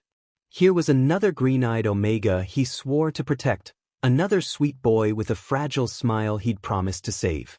Another lost soul who hurt so badly he wanted to end it all. Another person who Katsuki had failed to save. And if Nanashi hurt himself again, if Nanashi wound up like Izuku, damn it, Katsuki couldn't breathe. His hands lashed out, and he seized Nanashi's hands, pulling them towards him. Sure enough, he saw them, faintly raised scars on the pale, delicate skin of his wrists. The memories came flooding back, but this time it was Nanashi's blood on the pavement, a gravestone with Nanashi's name on it, and Katsuki couldn't breathe. "You have to promise me, Nanashi," he gasped. "Promise me you won't hurt yourself. Ever." Nanashi's eyes were wide. He opened his mouth like he wanted to say something, but no words came out. Katsuki's hands tightened on Nanashi's wrists, and when he spoke, his voice was a snarl. "Promise me, Nanashi." "Mr. Bakugou," Dr. Suzuki snapped. "You're scaring him." Katsuki blinked. Sure enough, the look in Nanashi's eyes, that was fear. He was afraid. He was afraid of Katsuki. Katsuki released Nanashi's wrists like they'd burned him, rocketing up from the couch with his hands balled into fists at his sides. I have to go." Nanashi's lips parted. He made to reach for Katsuki, but Katsuki flinched away before he could. Katsuki stumbled back towards the doorway, clutching his head with a hand. His fingers felt blindly for the doorknob. When he found it, he turned it and pushed. The door swung open with a sound like a scream. Nanashi was still sitting on the couch, looking at Katsuki with eyes that were so sad, so scared. Eyes that held too many terrors for his 22 years. Izuku's eyes. Katsuki's hand tightened on the door handle. "I'm sorry," he whispered. And then he closed the door behind him. Katsuki didn't know how he'd ended up here, at the dried-up creek bed that had once been full of water. The log stretching over the creek had once seemed so high, but now, it barely came up to Katsuki's shoulder. It was here that everything had changed so many years ago, here that Katsuki's pride and ambition had hardened his heart. The boy he loved reached out a hand to save him, and Katsuki pushed it away. Even after so many years, the memories had yet to fade. He remembered what Izuku's smile looked like. It was so wide, so bright, it looked like it hurt his face.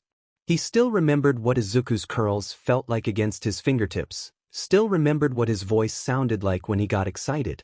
But as the years passed, Izuku stopped smiling. His passion for heroes never faded, but Katsuki didn't get to see it anymore. He started to cower when he saw Katsuki in the halls. Katsuki wished he paid more attention. He wished he remembered what the last thing Izuku said to him was, but he didn't. He just remembered tears welling in remarkable green eyes, staring you down round cheeks as explosions popped in Katsuki's hands. You know, if you really want to be a hero that badly, there actually might be another way. Just pray that you'll be born with a quirk in your next life, and take a swan dive off the roof of the building. Katsuki never thought Izuku would listen to him. Goddammit, why had the idiot listened? Katsuki's legs went weak, and he fell to his knees in the dirt. It took him a minute to realize he was crying, breath hitching, shoulders shaking, tears sailing down his cheeks. He clutched at his chest, like if he clawed out his heart, the pain would go away. He wished he could just stop thinking. He wished that the thoughts didn't haunt him, playing on repeat through Katsuki's head. But Katsuki couldn't stop thinking. He wondered what Deku's last thoughts were before he took that final dive. Did he stretch his arms out over his head? Did he pretend he could fly, just like All Might? Or did he simply let himself fall? Did he close his eyes, or did he watch as the ground approached? Did he think of Katsuki? Did he regret it the moment before he hit the ground? Since becoming a pro-hero, Katsuki had saved 72 people from suicide attempts. But for the one person he actually cared about, he had been too late. Katsuki leaned back against the wall of the dried-up creek bed. He could almost see Izuku walking across that fallen log. He could almost hear the rushing water and Izuku's laugh in the air. They'd been so small back then, back when Katsuki had fallen and Izuku had offered his hand. Why hadn't Katsuki taken his hand? He regretted it, all of it, every day. He regretted everything he'd done almost as much as he regretted everything he hadn't done. He'd burned the hands he longed to hold, insulted the face he wanted to kiss, filled the eyes he loved so dearly to the brim with tears. And then there was everything he'd never gotten the chance to say, "I'm sorry. Please forgive me. You're perfect. I love you." And Nanashi wasn't Izuku, Katsuki knew he wasn't. It wasn't fair for him to conflate the two in his mind. But Katsuki didn't just care about Nanashi because he reminded him of Izuku. He cared because Nanashi was good, innocent and kind in a way that Katsuki wasn't. In a way he could never be. He cared because he wanted to be better than he was. He cared because Nanashi deserved so much better than what he had been given, because the world had taken something so precious, so appealing, and broken it beyond repair. He cared because, for whatever reason, he couldn't help his urge to protect Nanashi. Katsuki reached up, clutching his hair so tightly it hurt. His knees were curled to his chest. In all his life, he'd never felt more weak. Because when Nanashi had said those words, it had wrecked Katsuki utterly and completely. Watching history repeat itself was more than Katsuki could bear. In his mind, he saw two green-eyed Omegas side by side, both soft and smiling, placing their trust in Katsuki. Trust he didn't deserve. Both hurt so badly that they wanted to end it all. Katsuki's chest ached. And now, Katsuki had effed up again. He was supposed to be there for Nanashi. He was supposed to help him, protect him. He'd shared something so vulnerable, a piece of his past that must have hurt so badly to speak aloud. It's hard for me to think about, harder for me to talk about. But he had trusted Katsuki. He'd wanted Katsuki by his side. He'd let Katsuki hold him all night long, let him card his fingers through his hair. And Katsuki had wasted that trust. Katsuki makes me feel safe. He takes care of me. Nanashi had asked him to stay, and Katsuki had run. Katsuki forced himself to his feet, clenching his hands into fists. He needed to go back. When Katsuki stepped back into the apartment, Nanashi was sitting on the couch with his knees curled to his chest. His eyes were red, like he'd been crying. He looked up when he heard the door opening. When he saw Katsuki standing there, he stiffened. He bit down on his lower lip to keep it from wobbling. Nanashi was talking before Katsuki even had a chance to say anything. "I'm sorry," he blurted out, a tear running down his cheek. "I'm sorry you had to hear all of that. I'm sorry I asked you to stay. I shouldn't have." "Stop it," Katsuki said, and in an instant, the Omega fell silent. He sighed, dragging a hand down his face, but when he spoke again, his voice had softened. "Please stop it. Nanashi, hearing what happened to you breaks my heart, but that's only because I care about you. You understand that, don't you?" Nanashi turned his face away. "I don't want to burden you," he whispered. Katsuki walked towards the frightened Omega slowly, so as not to startle him. He sank down onto the opposite side of the couch, sitting with his legs crossed and his body facing Nanashi. "You're not a burden. A burden is a load you're forced to bear, but I choose to share this weight with you. I choose to be by your side, now and for however long you need me." Katsuki let out a slow, deep breath, digging his nails into his palms. "I'm the one who should be sorry, Nanashi. I shouldn't have run away like that. I was scared and I was overwhelmed, but that doesn't make it okay." Nanashi was silent for a moment. When he spoke again, his voice was so quiet that Katsuki almost missed it. "Katsuki?" "Yeah," Katsuki said. Nanashi worried on his lower lip. "What happened?" he asked. Katsuki sighed, closing his eyes like he could block out the memories that swarmed him. "There are some ugly parts of my past, Nanashi. When I heard what you said, they came back to me." Nanashi picked absently at a loose string on the couch. "Ugly how?" Katsuki's heart plummeted. This moment, was what he had been afraid of since he took Nanashi in. He knew that someday he'd have to tell Nanashi about his past, about why he'd agreed to look after Nanashi for seemingly no reason at all. He just hadn't expected the day to come so soon. "Are you sure you want to know?" Katsuki asked. His voice was a low rumble. "It's not a pretty story and, well, you might not think of me the same after you hear it. Nothing you say is going to make me run away, Nanashi whispered, echoing Katsuki's words from last night back to him. His gaze locked onto Katsuki's, eyes peering up from beneath long, green lashes. Katsuki's heart stuttered. The thought came to him unbidden, appealing. Nanashi was appealing. Katsuki wouldn't let himself break Nanashi's gaze. He was waiting for them to fill with hatred. He knew he deserved it. "Do you remember what I said the other day?" Katsuki said. "How I was so angry all the time, how I took my anger out on someone who didn't deserve it?" Nanashi nodded. "I remember. His name was no, Izuku." Katsuki caught himself before he let the nickname slip. Izuku deserved better than that. He always had. Katsuki shook his head. His name was Izuku.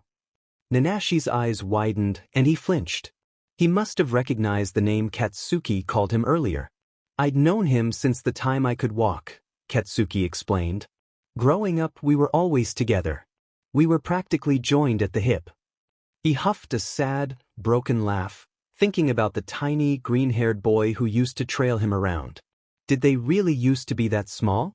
He couldn't pronounce my name at first, he had trouble with S sounds, so he called me Kaken, and we played heroes together, and he was my best friend. A lump rose in Katsuki's throat, and he had to clear it before continuing. "He was a stupidly good person," he choked out. "You wouldn't believe how kind he was, how kind he'd always been. He wanted to be a hero just like All Might, but he didn't want the praise.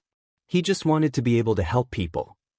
Nanashi was blinking fast, trying and failing to hold back tears. They streaked down his cheeks, turning his eyes red and his cheeks pink. He looked like he had seen a ghost. "I was not a good person," Katsuki forced out. "Not like he was. I could make excuses all day. I could tell you that my mom used to beat the shit out of me, that I was scared and angry all the time, that I hated myself so much I thought I hated everybody else. But it doesn't excuse any of the things I did to him." Katsuki shook his head. He was trembling. He dug his nails into his palms, hoping the pain would center him, focus him. Deku, Izuku, was quirkless. And God, I treated him like shit over it. I taunted him, I pushed him around. I told him he could never be a hero. And even then, he was always so effing kind to me. Katsuki buried his face in his hands.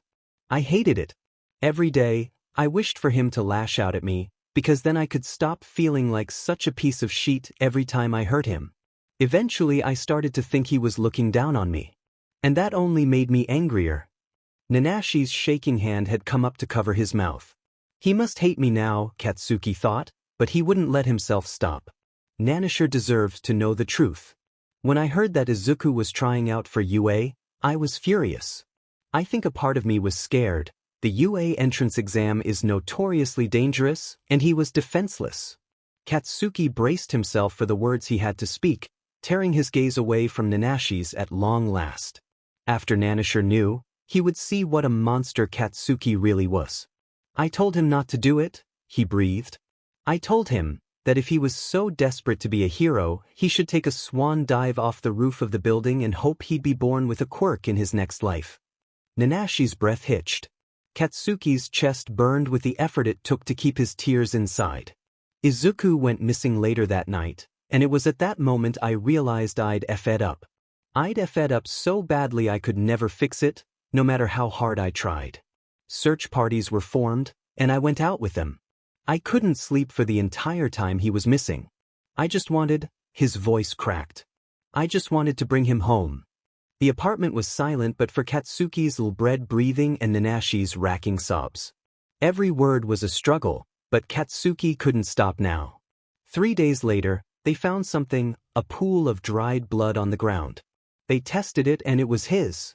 It was in a bad part of town, beneath the tallest building in the area. There was no body, but with the amount of blood, the coroner said someone his age couldn't have survived that amount of blood loss. He'd really done it, he'd really jumped. And he was gone. Katsuki couldn't bring himself to say that word, dead. He didn't want to think about it. He wanted to hold onto the memory of Izuku as shining and brilliant, appealing and untouchable. He didn't want to think of the bloodstains on the sidewalk. He didn't want to think about the empty coffin buried in the rain. We still don't know what happened to his body, but All Might caught a sludge villain in the area 4 days later. Their best guess was that he'd jumped, and the slime villain had occupied his corpse before abandoning the body in a ditch somewhere. We buried an empty coffin and I never got to say goodbye. Katsuki's voice dropped until it was barely more than a whisper. Not that I deserve to. You have his eyes, Nanashi, Katsuki continued, finally forcing himself to meet Nanashi's gaze. So many days, so many tears, so many shared moments, all boiled down to this moment. I want to say I'd help anybody the way I'm helping you, but I don't think it's true. Your hair is different, and you don't have freckles, and you're skinnier than he was. But if Izuku had had the chance to grow up, I think he would have looked a lot like you. Izuku couldn't believe what he was hearing. Kaken cared about him? Kaken had missed him? He wanted to scream. He wanted to cry. He wanted to try and deny it, but he couldn't, not when there was so much pain in Kaken's eyes. Not when Kaken was so much kinder than he used to be. Gentler. Still rough around the edges, but softened, somehow. By time? Or by tragedy? The words were on the tip of his tongue, begging to be spoken. It's me, Kaken. It's Deku. But they wouldn't come. And Izuku, for the first time since Kaken had told him about Kirishima, Izuku felt angry. That's why you're helping me? Izuku's voice was ice cold. He almost didn't recognize it. Because you feel guilty? Because you think you can fix what you did back then? No, Kaken said, and Izuku had never seen his eyes look like that. He looked dead. I know I can't fix it. Izuku's shoulders shook with heaving, silent sobs. He wanted to scream. What right did Kaken have to feel guilty? To grieve him? How could he even claim to care about Izuku after he had tormented him for years? How was Izuku supposed to get past it? He thought he'd forgiven Kaken, but it seemed that the resentment had yet to fade entirely. It was easier when he believed that Kaken didn't care. It was one thing to hurt someone innocent, but to hurt someone you claimed to love? It was unfathomable. And as for forgiveness? It was out of the question. After all, what happened to Izuku was Kaken's fault, wasn't it? Wasn't it? Was it? For the life of him, Izuku didn't know the answer. Izuku couldn't wrap his head around it all. His breath hitched. Then why? He whispered. What is all of this for? Because I cared about Izuku. Deeply. Katsuki's words trailed off, and he ran a shaking hand down his face. I know, all right? I know you're not him. But when I first saw you, I thought you were. That's why I got so possessive that first day when we found you. I practically attacked Kirishima. It's because I thought you were him. So it's because I look like a dead man? No, that's not it. Katsuki shook his head, burying his face in his hands. Goddammit, I'm no good at this. You remind me of him, and not just because of the way you look. At first, yeah, but it's more than that now. Because you think I'm weak? Izuku's voice was shaking. All the terrible things Katsuki had said over the years echoed around inside his skull, getting louder every second. You think I'm powerless? You think I need protecting? No. It's because you're kind. Katsuki's voice cracked.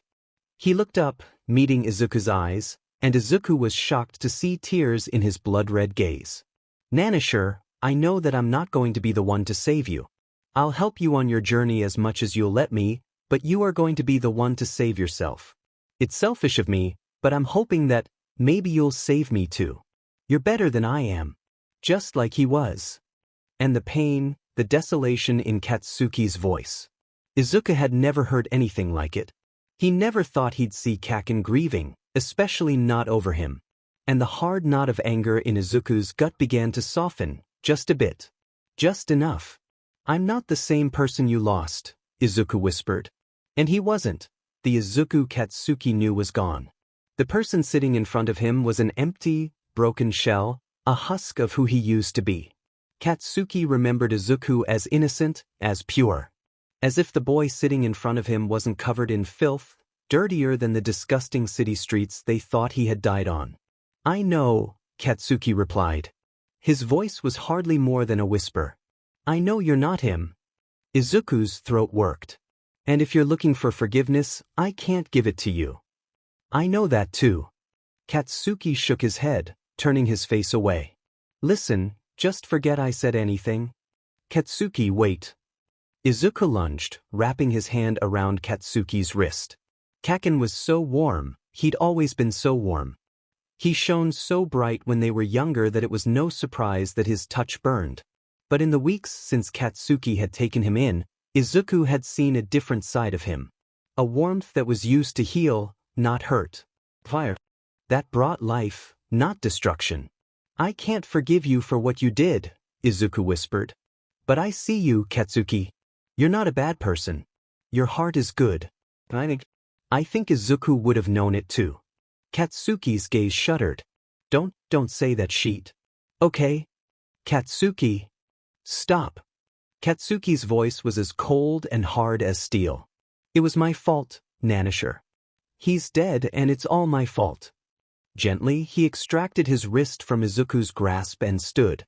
He started towards the kitchen. Whatever. I'm going to start on dinner. More tears spilled down Izuku's cheeks. Why do you always do that? He demanded, the embers in his chest catching fire once again. Do what? Katsuki asked.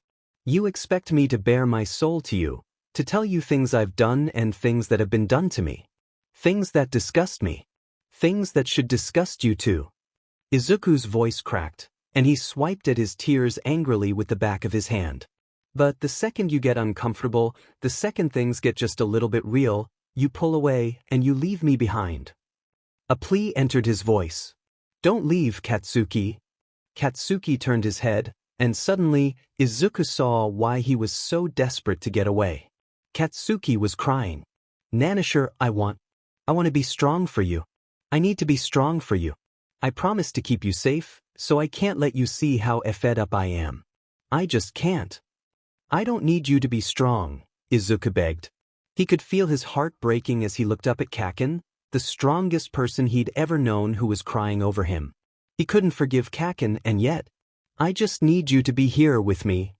Izuku stretched out his hand, letting it hang before him in open invitation. Katsuki's eyes guttered when he saw it. Izuku knew he was remembering that day by the creek, just like Izuku was. That day Izuku had reached for Katsuki, asking the Alpha to let him in. That day when Katsuki had pushed him away. When it had all fallen apart.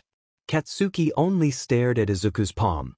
At the scars on his wrists and hands, at his long, slender fingers that had been broken so many times. And Izuku braced himself for Kaken to turn his back. To walk away. But Katsuki took his hand. Izuku pulled Katsuki back onto the couch just as the Alpha broke into pieces, shoulders shaking, chest heaving as the tears poured from his eyes. Izuku reached out, tentative as he wrapped his arms around Kaken, but the Alpha didn't push him away. He buried his nose in Izuku's throat, breathing in the scent of lavender and fresh cotton. Don't hurt yourself, Nanashi, Katsuki begged, hands balling into fists in the front of Izuku's t-shirt. I couldn't survive it. Not again. Izuku's heart splintered. I won't. You can't leave me, Kaken begged. Where would I go? Izuku held the weeping Alpha close to his chest, watching as Katsuki broke down. He held Kaken, just as Kaken had held him. He murmured sweet nothings under his breath, running a soothing hand down Katsuki's back. Katsuki was allowing himself to be weak. And more than anything else, that felt like a step in the right direction. For the second morning in a row, Izuku woke up on the couch with Kaken pressed against him. This time, though, he was the one holding Kaken. The Alpha's head was resting against his chest, his breathing deep and even. His ash-blonde hair was mused, his face was tear-stained. For the first time since Izuku had met him so many years ago, he looked small. Warmth bubbled up in Izuku's chest. His anger hadn't faded entirely, but after Kaken had broken down in his arms last night, it had lost its bite. He didn't need to punish Kaken anymore. Kaken was already punishing himself far more than he deserved. And knowing that Kaken cared about him enough to grieve him, it meant more than Izuku could say. All Izuku had ever wanted was for Kaken to notice him. He was going to tell him. He had to tell him. Kaken deserved to know the identity of the Omega holding him in his arms. He didn't deserve to grieve over someone who was still within his reach. Izuku reached out, carding his fingers through Kaken's hair, the same way Kaken had done for him. The Alpha stirred on his chest, eyes blinking open when he felt Izuku's hands on him. He squinted, looking up at Izuku without pulling away. "Good morning," Izuku said. "Morning," Katsuki grunted. His voice was rough and gravely with sleep, and it rumbled through Izuku when he spoke. Feelings swarmed in Izuku's chest, things he thought he'd left behind 9 years ago. A small smile kicked up the corners of Izuku's lips as he stared down at the Alpha. "Hey, Katsuki?" Kaken grunted. "Thank you," Izuku whispered. "For telling me." Kaken's throat bobbed as he swallowed. "Thank you for listening. For not running away." "I'm not going to run away from you," Izuku said. He breathed deep, taking in the smell of burnt caramel and spice. After all these years, Kaken still smelled like home. Katsuki's crimson eyes were wide, haunted. "Even though I deserve it?" he whispered. Izuku nodded. "Even then." Katsuki let out a long, heavy sigh. His head sank back down onto Izuku's chest, submitting himself to the Omega's ministrations as his hands ran through Katsuki's hair. It seemed like a weight had been lifted off his shoulders, like after all this time, he could finally breathe. Izuku's fingers stilled in Kaken's hair. This was it, this was his chance to come clean. To make it all okay again. "Katsuki, do you wish I was Izuku?" Katsuki raised his head, his tortured eyes locking onto Izuku's. And when he spoke, his words hit Izuku like a punch in the gut. "No," Kaken said firmly. "No, I don't." A lump rose in Izuku's throat. "You don't." Katsuki shook his head.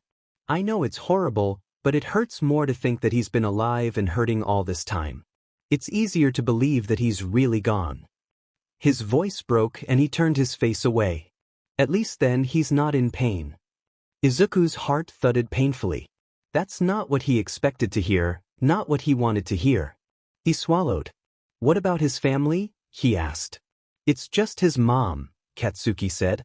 "His piece of sheet dad left when he was just a baby." "And she?" Izuku's hands tightened in Katsuki's hair, his voice hardly more than a whisper. "I mean, doesn't she miss him?" "Of course she does," Katsuki said, voice rough. "She misses him more than anything. Losing Izuku destroyed her." But God, if Izuku was alive and in pain this whole time. Kaken ran a trembling hand down his face, shaking his head. "I don't think she'd ever recover from that. I don't think any of us would." The words died in Izuku's throat. He couldn't tell Katsuki, not now. He couldn't tell anybody. He didn't want to hurt them more than he had already. Izuku turned his face away, blinking fast. He knew he shouldn't have let himself hope. It was better this way, of course it was. Izuku was only a burden on the people he loved. He always had been. Katsuki's voice gentled. "Nanashi, I know you're not Izuku, and I don't want you to be." He reached up, taking Izuku's face in his hand and turning it until their eyes met. "I just want you to be you." Izuku nodded, forcing a smile. He hoped that Kaken didn't see the tears in his eyes. Maybe it was better that Izuku Midoriya remained dead. In the 4 days since Katsuki had told Nanashi about Izuku, the Omega had been acting strangely. He seemed quieter, sadder. He was slower to look Katsuki in the eye. Katsuki knew this would happen. Of course Nanashi couldn't feel the same way about him now, not after he learned the truth about who Katsuki was. But there was still warmth in Nanashi's emerald eyes when they met Katsuki's, and he'd held Katsuki all night while he fell apart in his arms. After everything, Nanashi hadn't given up on Katsuki. Hope wasn't lost yet. It had been 4 weeks since they'd found Nanashi in that reeking cesspit, 3 since he'd started to live with Katsuki, and even after such a short time, he seemed better every day. He was finally able to eat solid foods, and while he was still much too skinny for Katsuki's liking, his ribs no longer protruded so prominently from his stomach. He still woke up with nightmares, but the bags under his eyes weren't so dark anymore. He smiled more easily these days. And Katsuki couldn't help it. The way his heart swelled when Nanashi grinned. The way his breath caught when Nanashi's eyes sparkled. He couldn't help wanting to do everything he could to make the Omega happy, because it hurt so badly to see him cry. And as of today, Nanashi was officially deemed healthy enough to dissolve his meal plan. For the first time since Nanashi had been rescued, Katsuki could cook whatever the F he wanted, and he was dim well going to make the best FING dinner Nanashi had ever had. The thought made Katsuki's chest coil with stupid alpha pride. He was focused on the simmering pan on his stovetop when Nanashi wandered into the room. Katsuki? Katsuki grunted, far too focused on his meal to look away. I think I'm going to start a load of laundry, Nanashi continued. I don't have many clothes to begin with, and I'm starting to run out of things to wear. Do you have anything you want me to toss in?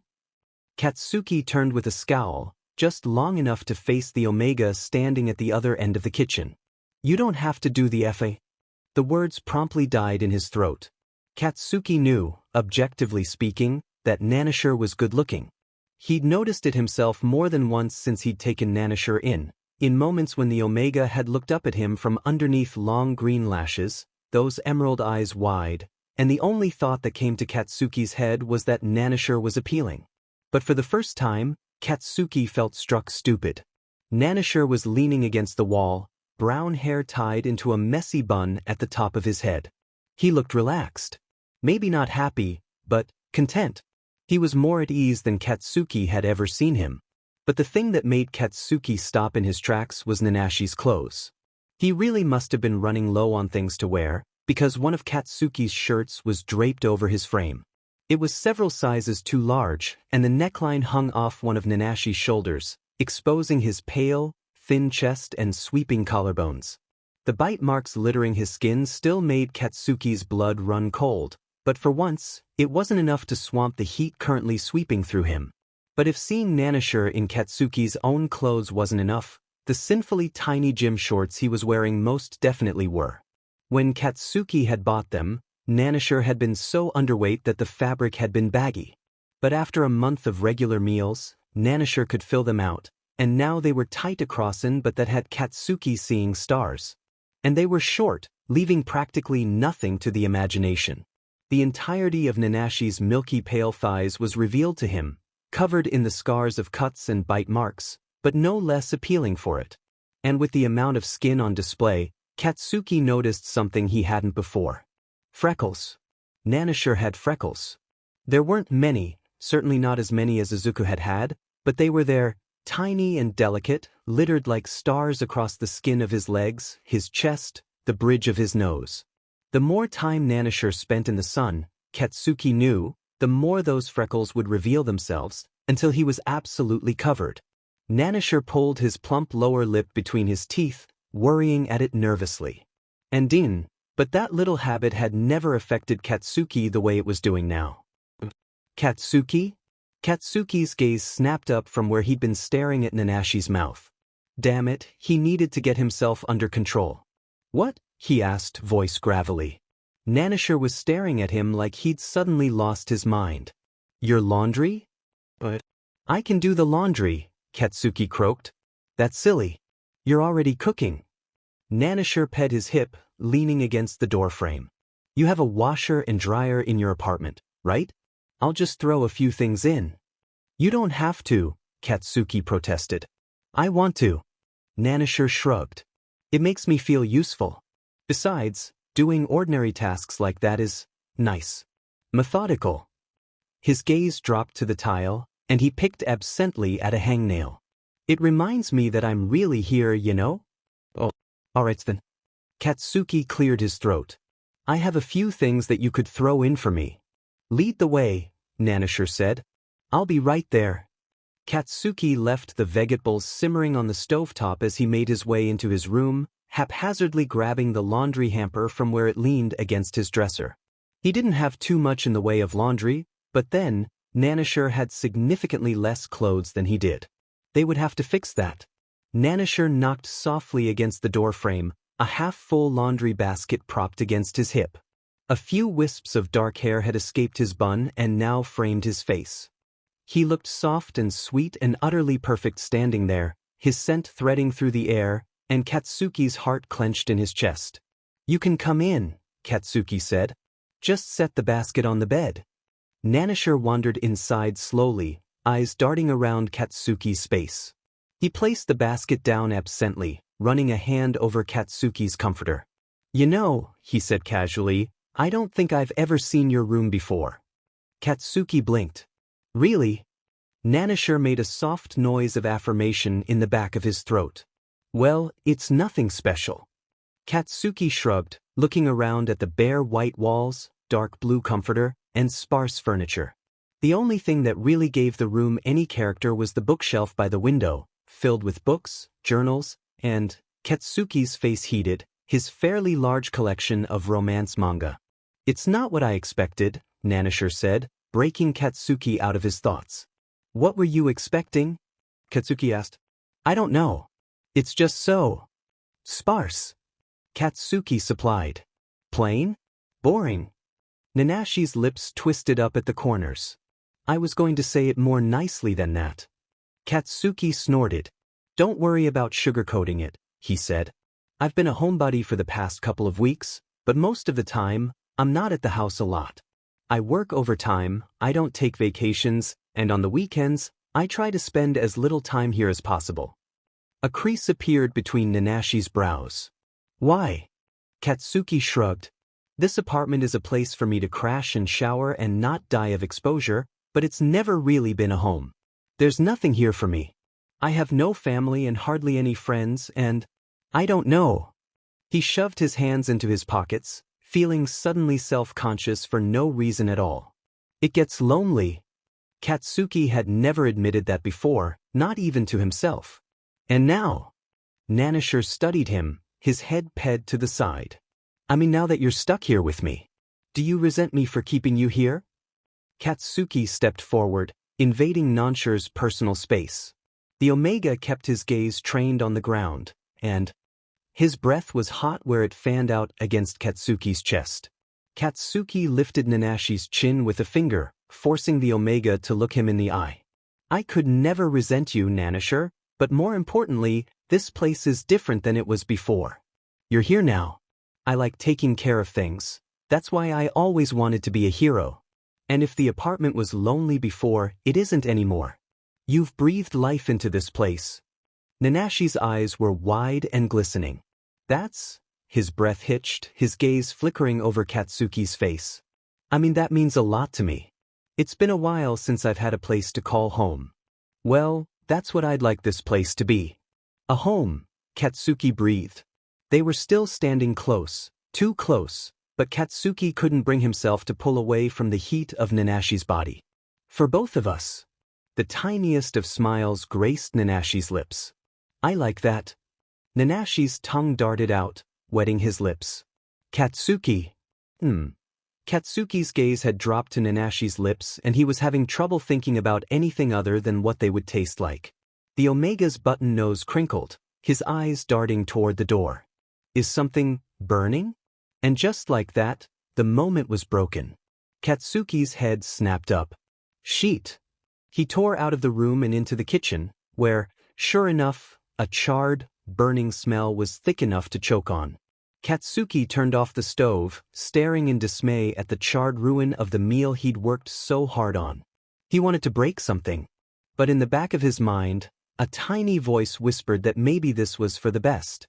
He knew himself well enough to realize that he might have kissed Nanashi if they'd been in that room together for 1 second longer, with Nanashi's fresh scent and short shorts taunting him.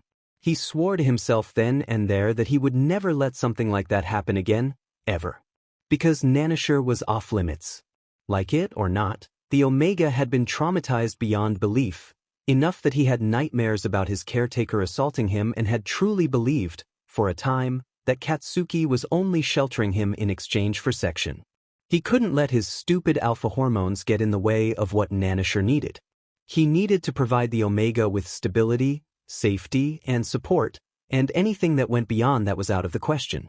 Katsuki thunked his head against the wall of the kitchen. He was going to need to buy Nanashi some longer shorts.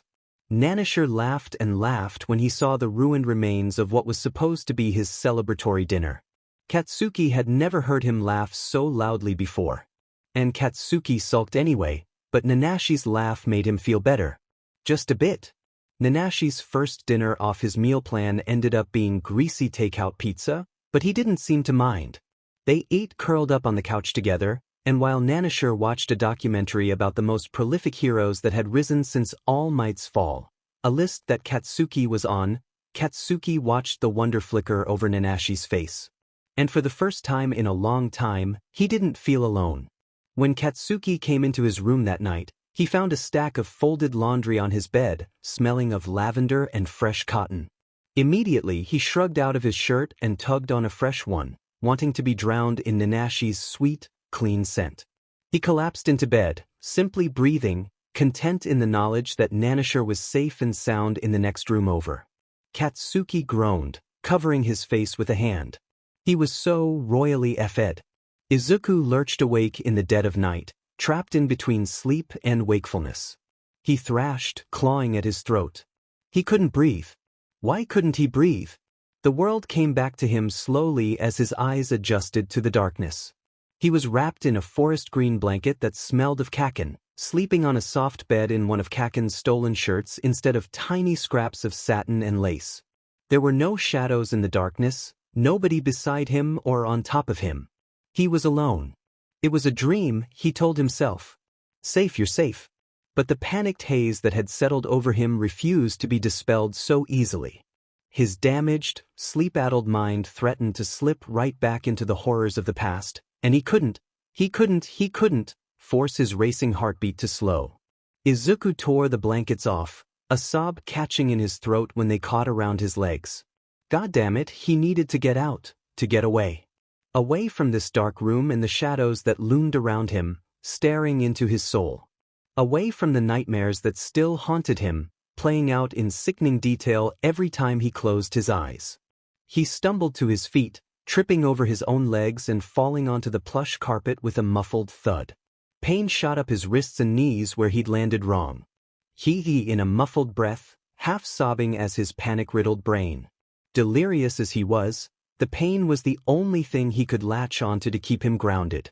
He'd been on his hands and knees like this so many times before, skin scraping against rough stone, but it was different this time, because the ground underneath him was soft and pliant, and there were no hands on his body, forcing his legs apart.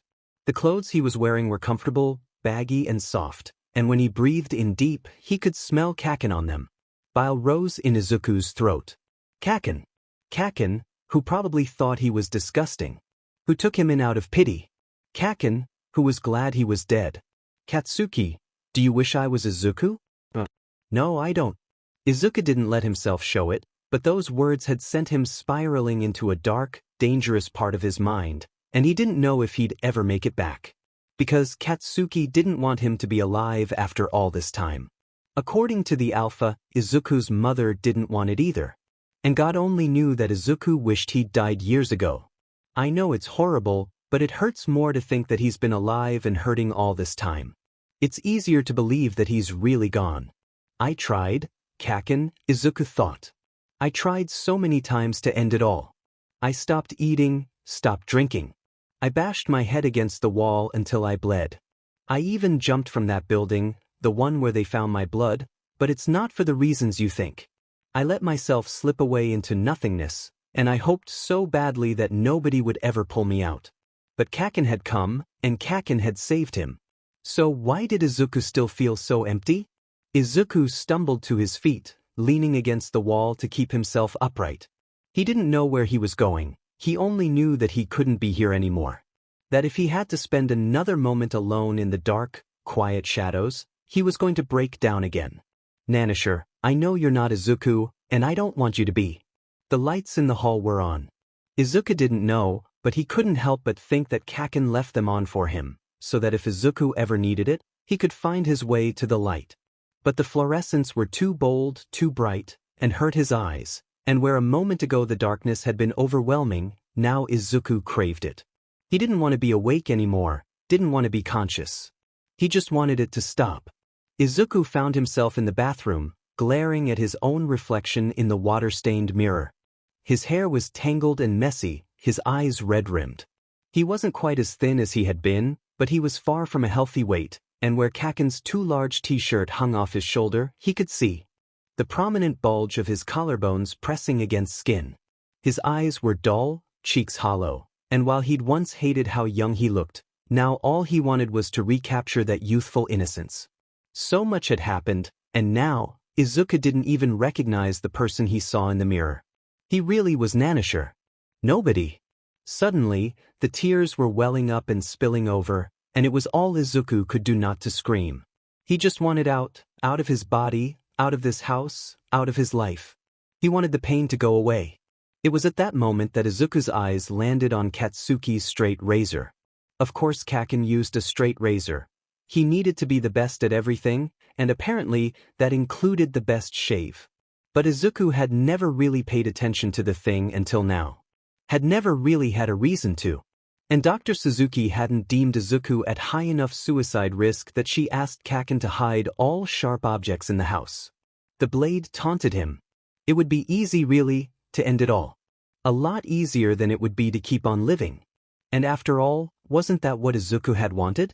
But then he thought of blood-red eyes and a little half-smile. He thought of warm, strong arms, of the scent of burnt caramel and spice.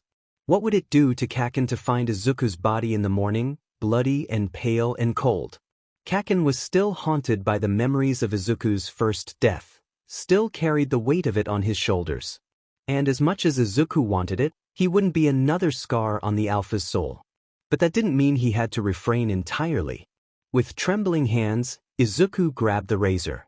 He perched on the edge of the bathtub. Cutting his thighs would be best, he thought. It would be easier to hide, and under no circumstances could Kaken find out about this.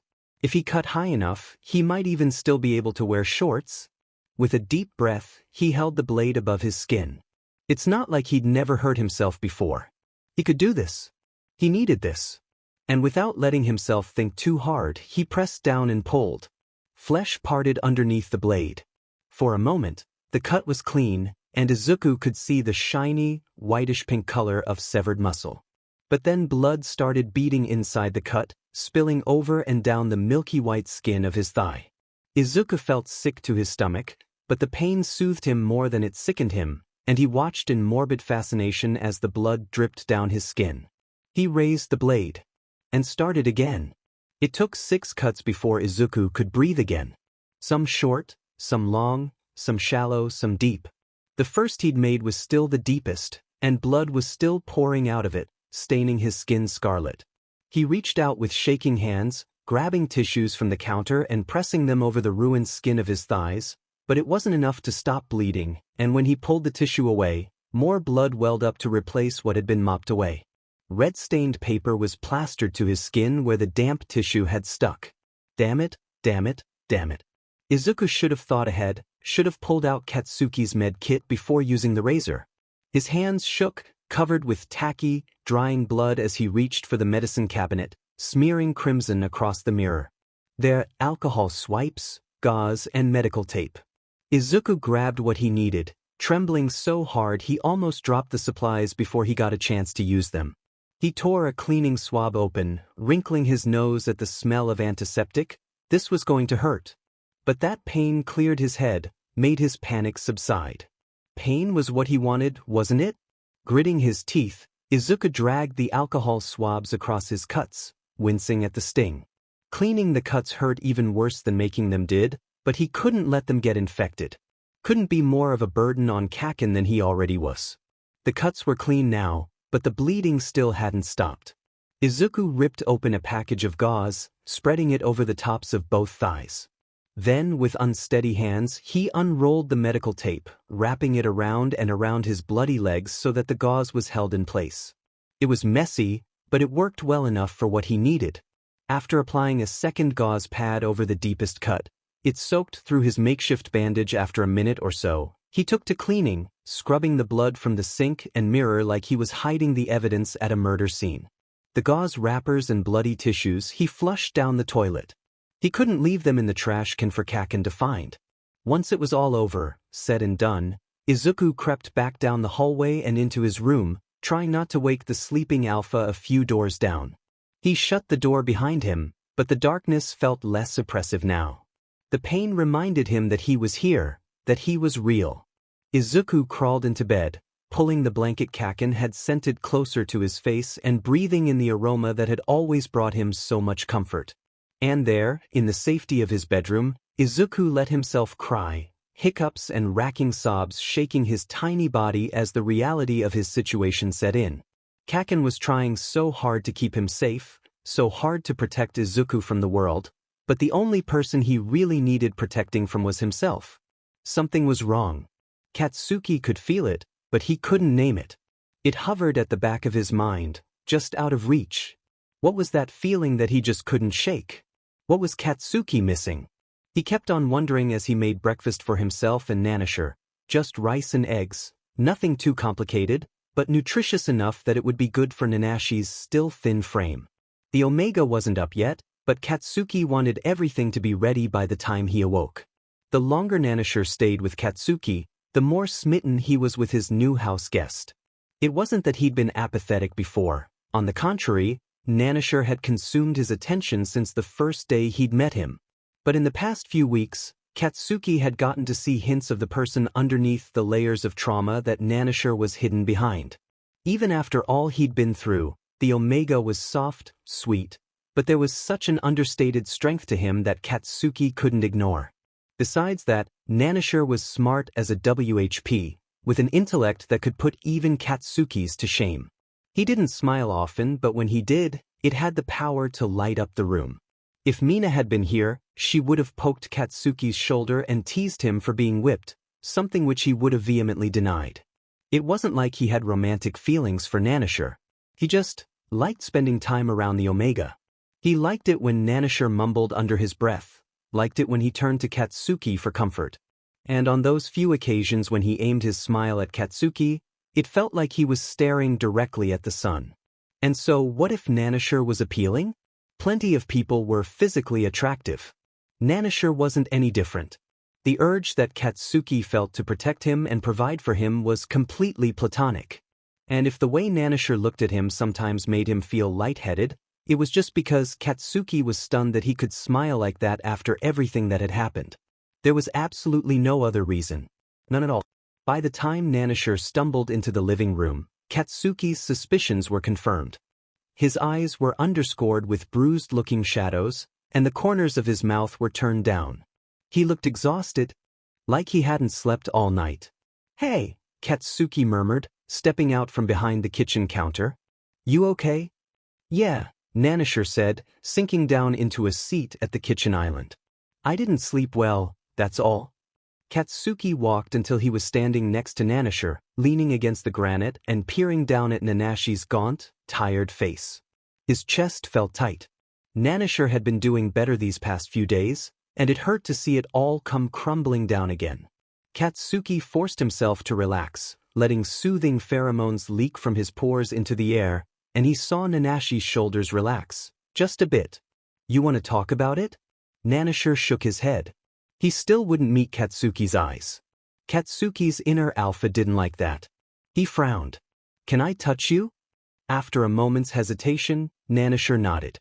Katsuki reached out, seizing Nanashi gently by the chin and turning his face up. For the first time all morning, their eyes met, and Katsuki's breath caught. Nanashi looked cold. Exhausted. It reminded him of how the Omega had looked in the hospital, curled up into himself, still clutching that scrap of bloody lace to his emaciated frame. Katsuki let out a long, shuddering breath. His arms wrapped around Nanashi before he even knew what he was doing, and he pulled the Omega to his chest. One hand came up, brushing gentle fingers through Nanashi's tangled brown hair. The other draped around Nanashi's waist, holding Nanashi to him. It felt like all conscious thought had fled Katsuki. He was driven by instinct alone as he pressed a soft, feather-light kiss against Nanashi's hair, letting his scent wrap around the Omega like a warm blanket. "You're okay," Katsuki murmured. "You're okay." For a moment, Nanashi was still, and Katsuki worried he'd crossed a line. But in the next second, the Omega's hands came up, balling in the fabric of Katsuki's shirt. It was only then that Katsuki realized Nanashi was shaking. "I won't make you talk about it," Katsuki whispered. "But when you're ready, I'm here." They stayed like that for long minutes as Katsuki held a shaking Nanashi in his arms. This moment, it was precious. There was so much darkness surrounding them, and sometimes, Katsuki could see Nanashi drowning in an ocean of his own despair. But as long as he had Katsuki, the alpha would keep him afloat. Katsuki pulled Nanashi closer, tucking the Omega's head underneath his chin. He promised himself that he wouldn't be the first to let go. When Nanashi finally pulled away, his eyes were red. He looked miserable, but that awful, deadened look in his eyes had faded. Katsuki hated to see him in pain, but at least he wasn't shutting Katsuki out anymore. "Okay, here's what's going to happen," Katsuki said, crossing his arms over his chest. "First off, you're going to eat something." "I'm not hungry," Nanashi murmured, picking idly at a hangnail. Katsuki scowled. "Didn't ask. You're going to eat the healthy, nutritious, delicious breakfast I made, and then we're going to get all the pillows and blankets in the house and set up a nest on the couch while we watch movies. Sound good?" Nanashi's eyes flicked up to Katsuki's face, then back down again. He shrugged. Katsuki sighed inwardly. He had his work cut out for him, but he was Katsuki Bakugou. He could handle a challenge. He was going to pamper the F out of his Omega, and by the end of the day he'd have Nanashi smiling again. They were midway through their third movie, Nanashi dozing on Katsuki's lap, when the fragile peace was shattered by a knock on the door. Nanashi flinched awake, sitting bolt upright like he expected to be attacked at any moment. "Sure, it's okay," Katsuki murmured, running his fingers through Nanashi's hair. He tried not to preen at the way Nanashi leaned into his touch. "There's just someone at the door. It's probably one of my shitty friends swinging by to say hello. If you want." Nanashi looked down at his hands, biting down on his lower lip. "Hey, be gentle," Katsuki murmured. He reached out, tugging at Nanashi's lip with his thumb. "What is it? You can tell me." Nanashi's eyes welled up with tears, but he blinked them away. "I don't want to go," he whispered, peering up at Katsuki from beneath long, green lashes. "I don't want to be alone." Katsuki's heart cracked. "Hey, that's okay." He forced a smile. "Whoever's at the door, I'll send them away, and then we can keep watching our movie, yeah?" Nanashi tore his gaze away from Katsuki's. Slowly he nodded. Katsuki took Nanashi's hand and squeezed. It took effort to tear himself away when all he really wanted to do was pull Nanashi into his chest, but he promised himself he'd be back by the Omega's side as soon as he chased away whoever saw fit to pound on his door without so much as shooting him a text. Katsuki was already scowling when he yanked open the door, only for his face to go slack with shock as soon as he saw who was waiting on the other side. "Inko!" Behind him, Nanashi whined. Katsuki, the older woman, cooed where she stood in the doorway.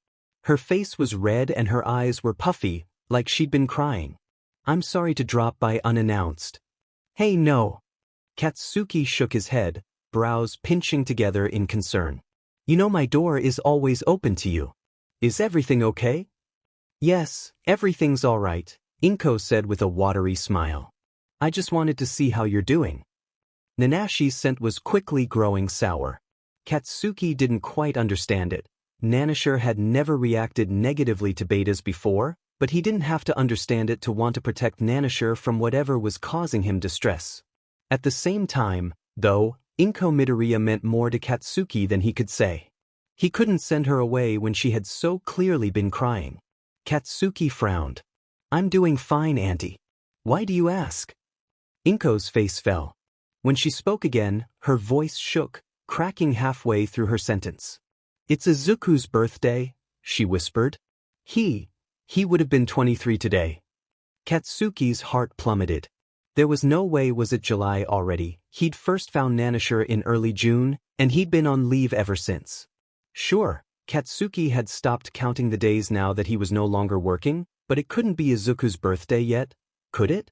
Breathing hard, Katsuki scrambled for his phone. His hands were shaking so hard he almost dropped it as he pulled it out of his pocket, peering down at the screen. There it was, the date plastered proudly across the top of the screen. Friday, June in Katsuki? Katsuki couldn't breathe. No wonder Inko was here. Every year since Izuku's death, Katsuki and Inko had gone to his grave together, on his birthday and on the day he died. They brought food and flowers, cleaned his headstone until it looked brand new, lit candles and told stories about the bright-eyed boy they had lost.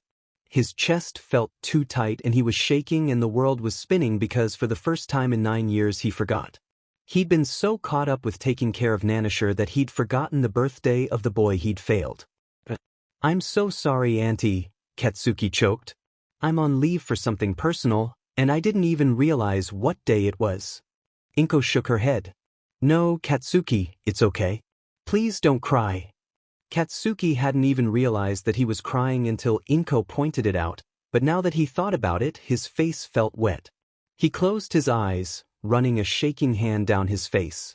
"God, I can't believe," Katsuki's voice broke, and he closed his eyes. "I'm so sorry. So sorry."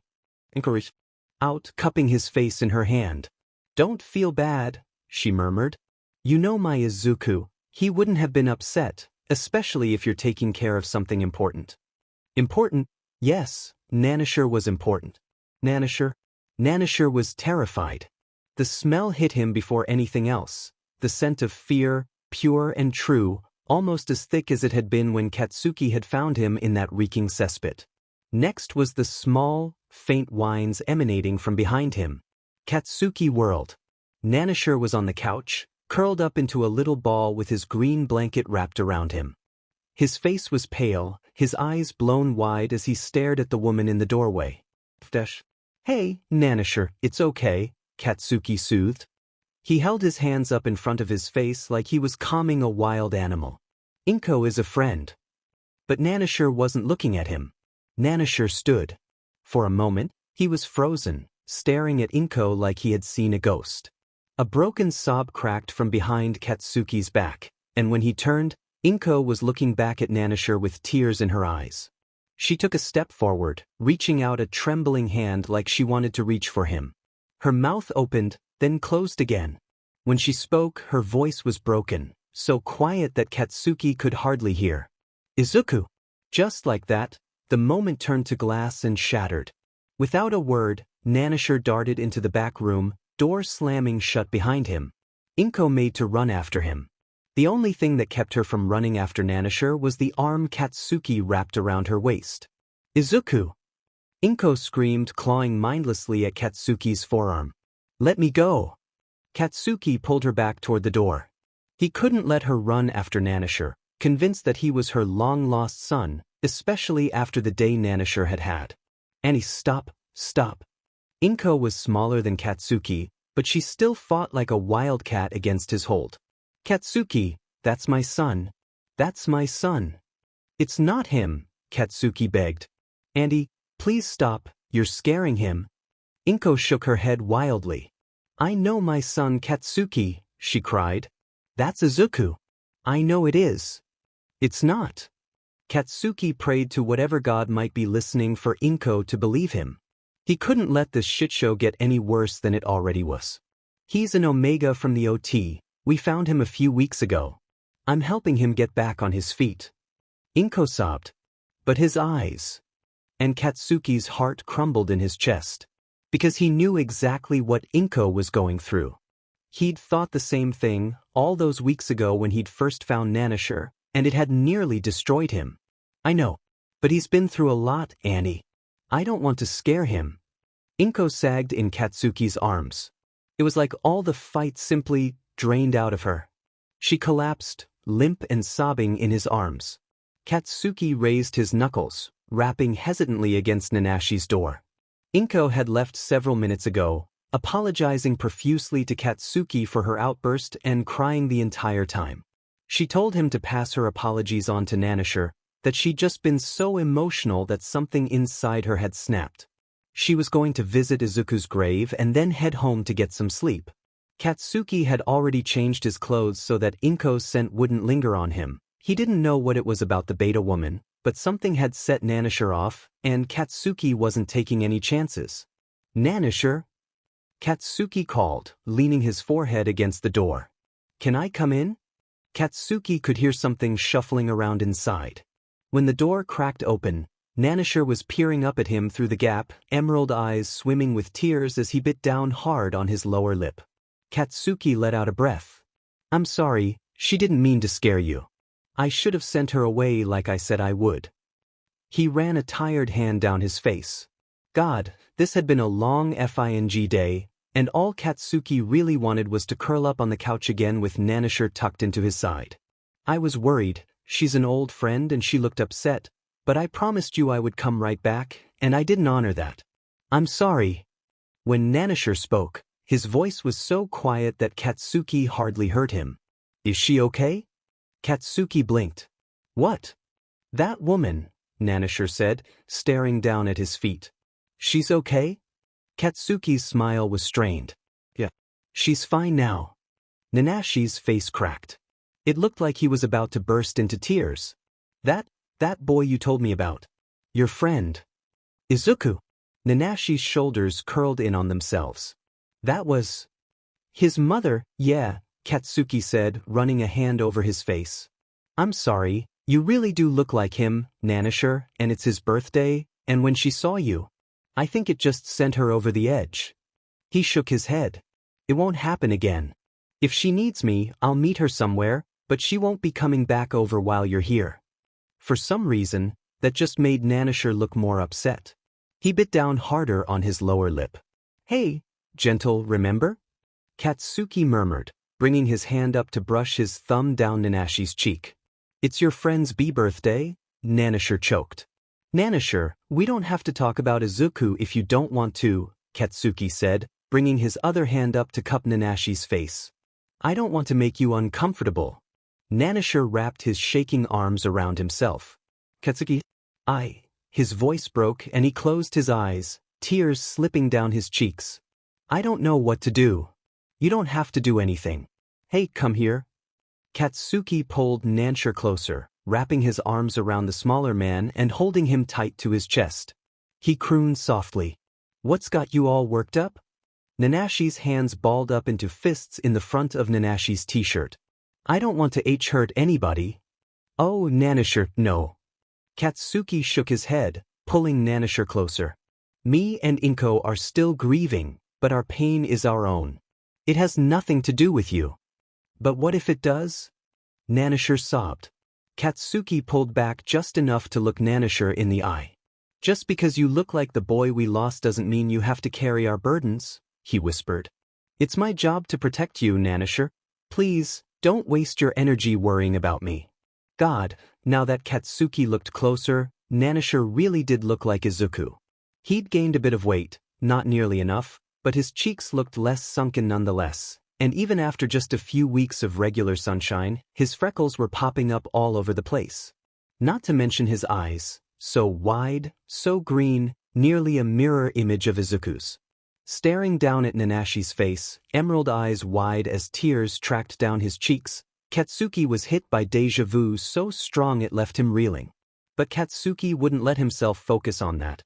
Nanashi deserved better than to be constantly compared to a boy he'd never even met. Do you want to finish our movie? Katsuki asked instead. Nanashi nodded against his chest, clinging so tightly to him that Katsuki didn't think he'd ever be able to pry him free. Didn't think he'd ever want to. But even when they settled back onto the couch, even when Nanashi was once again pressed against Katsuki's side, the haunted look in his eyes never faded. He didn't say a word for the rest of the night.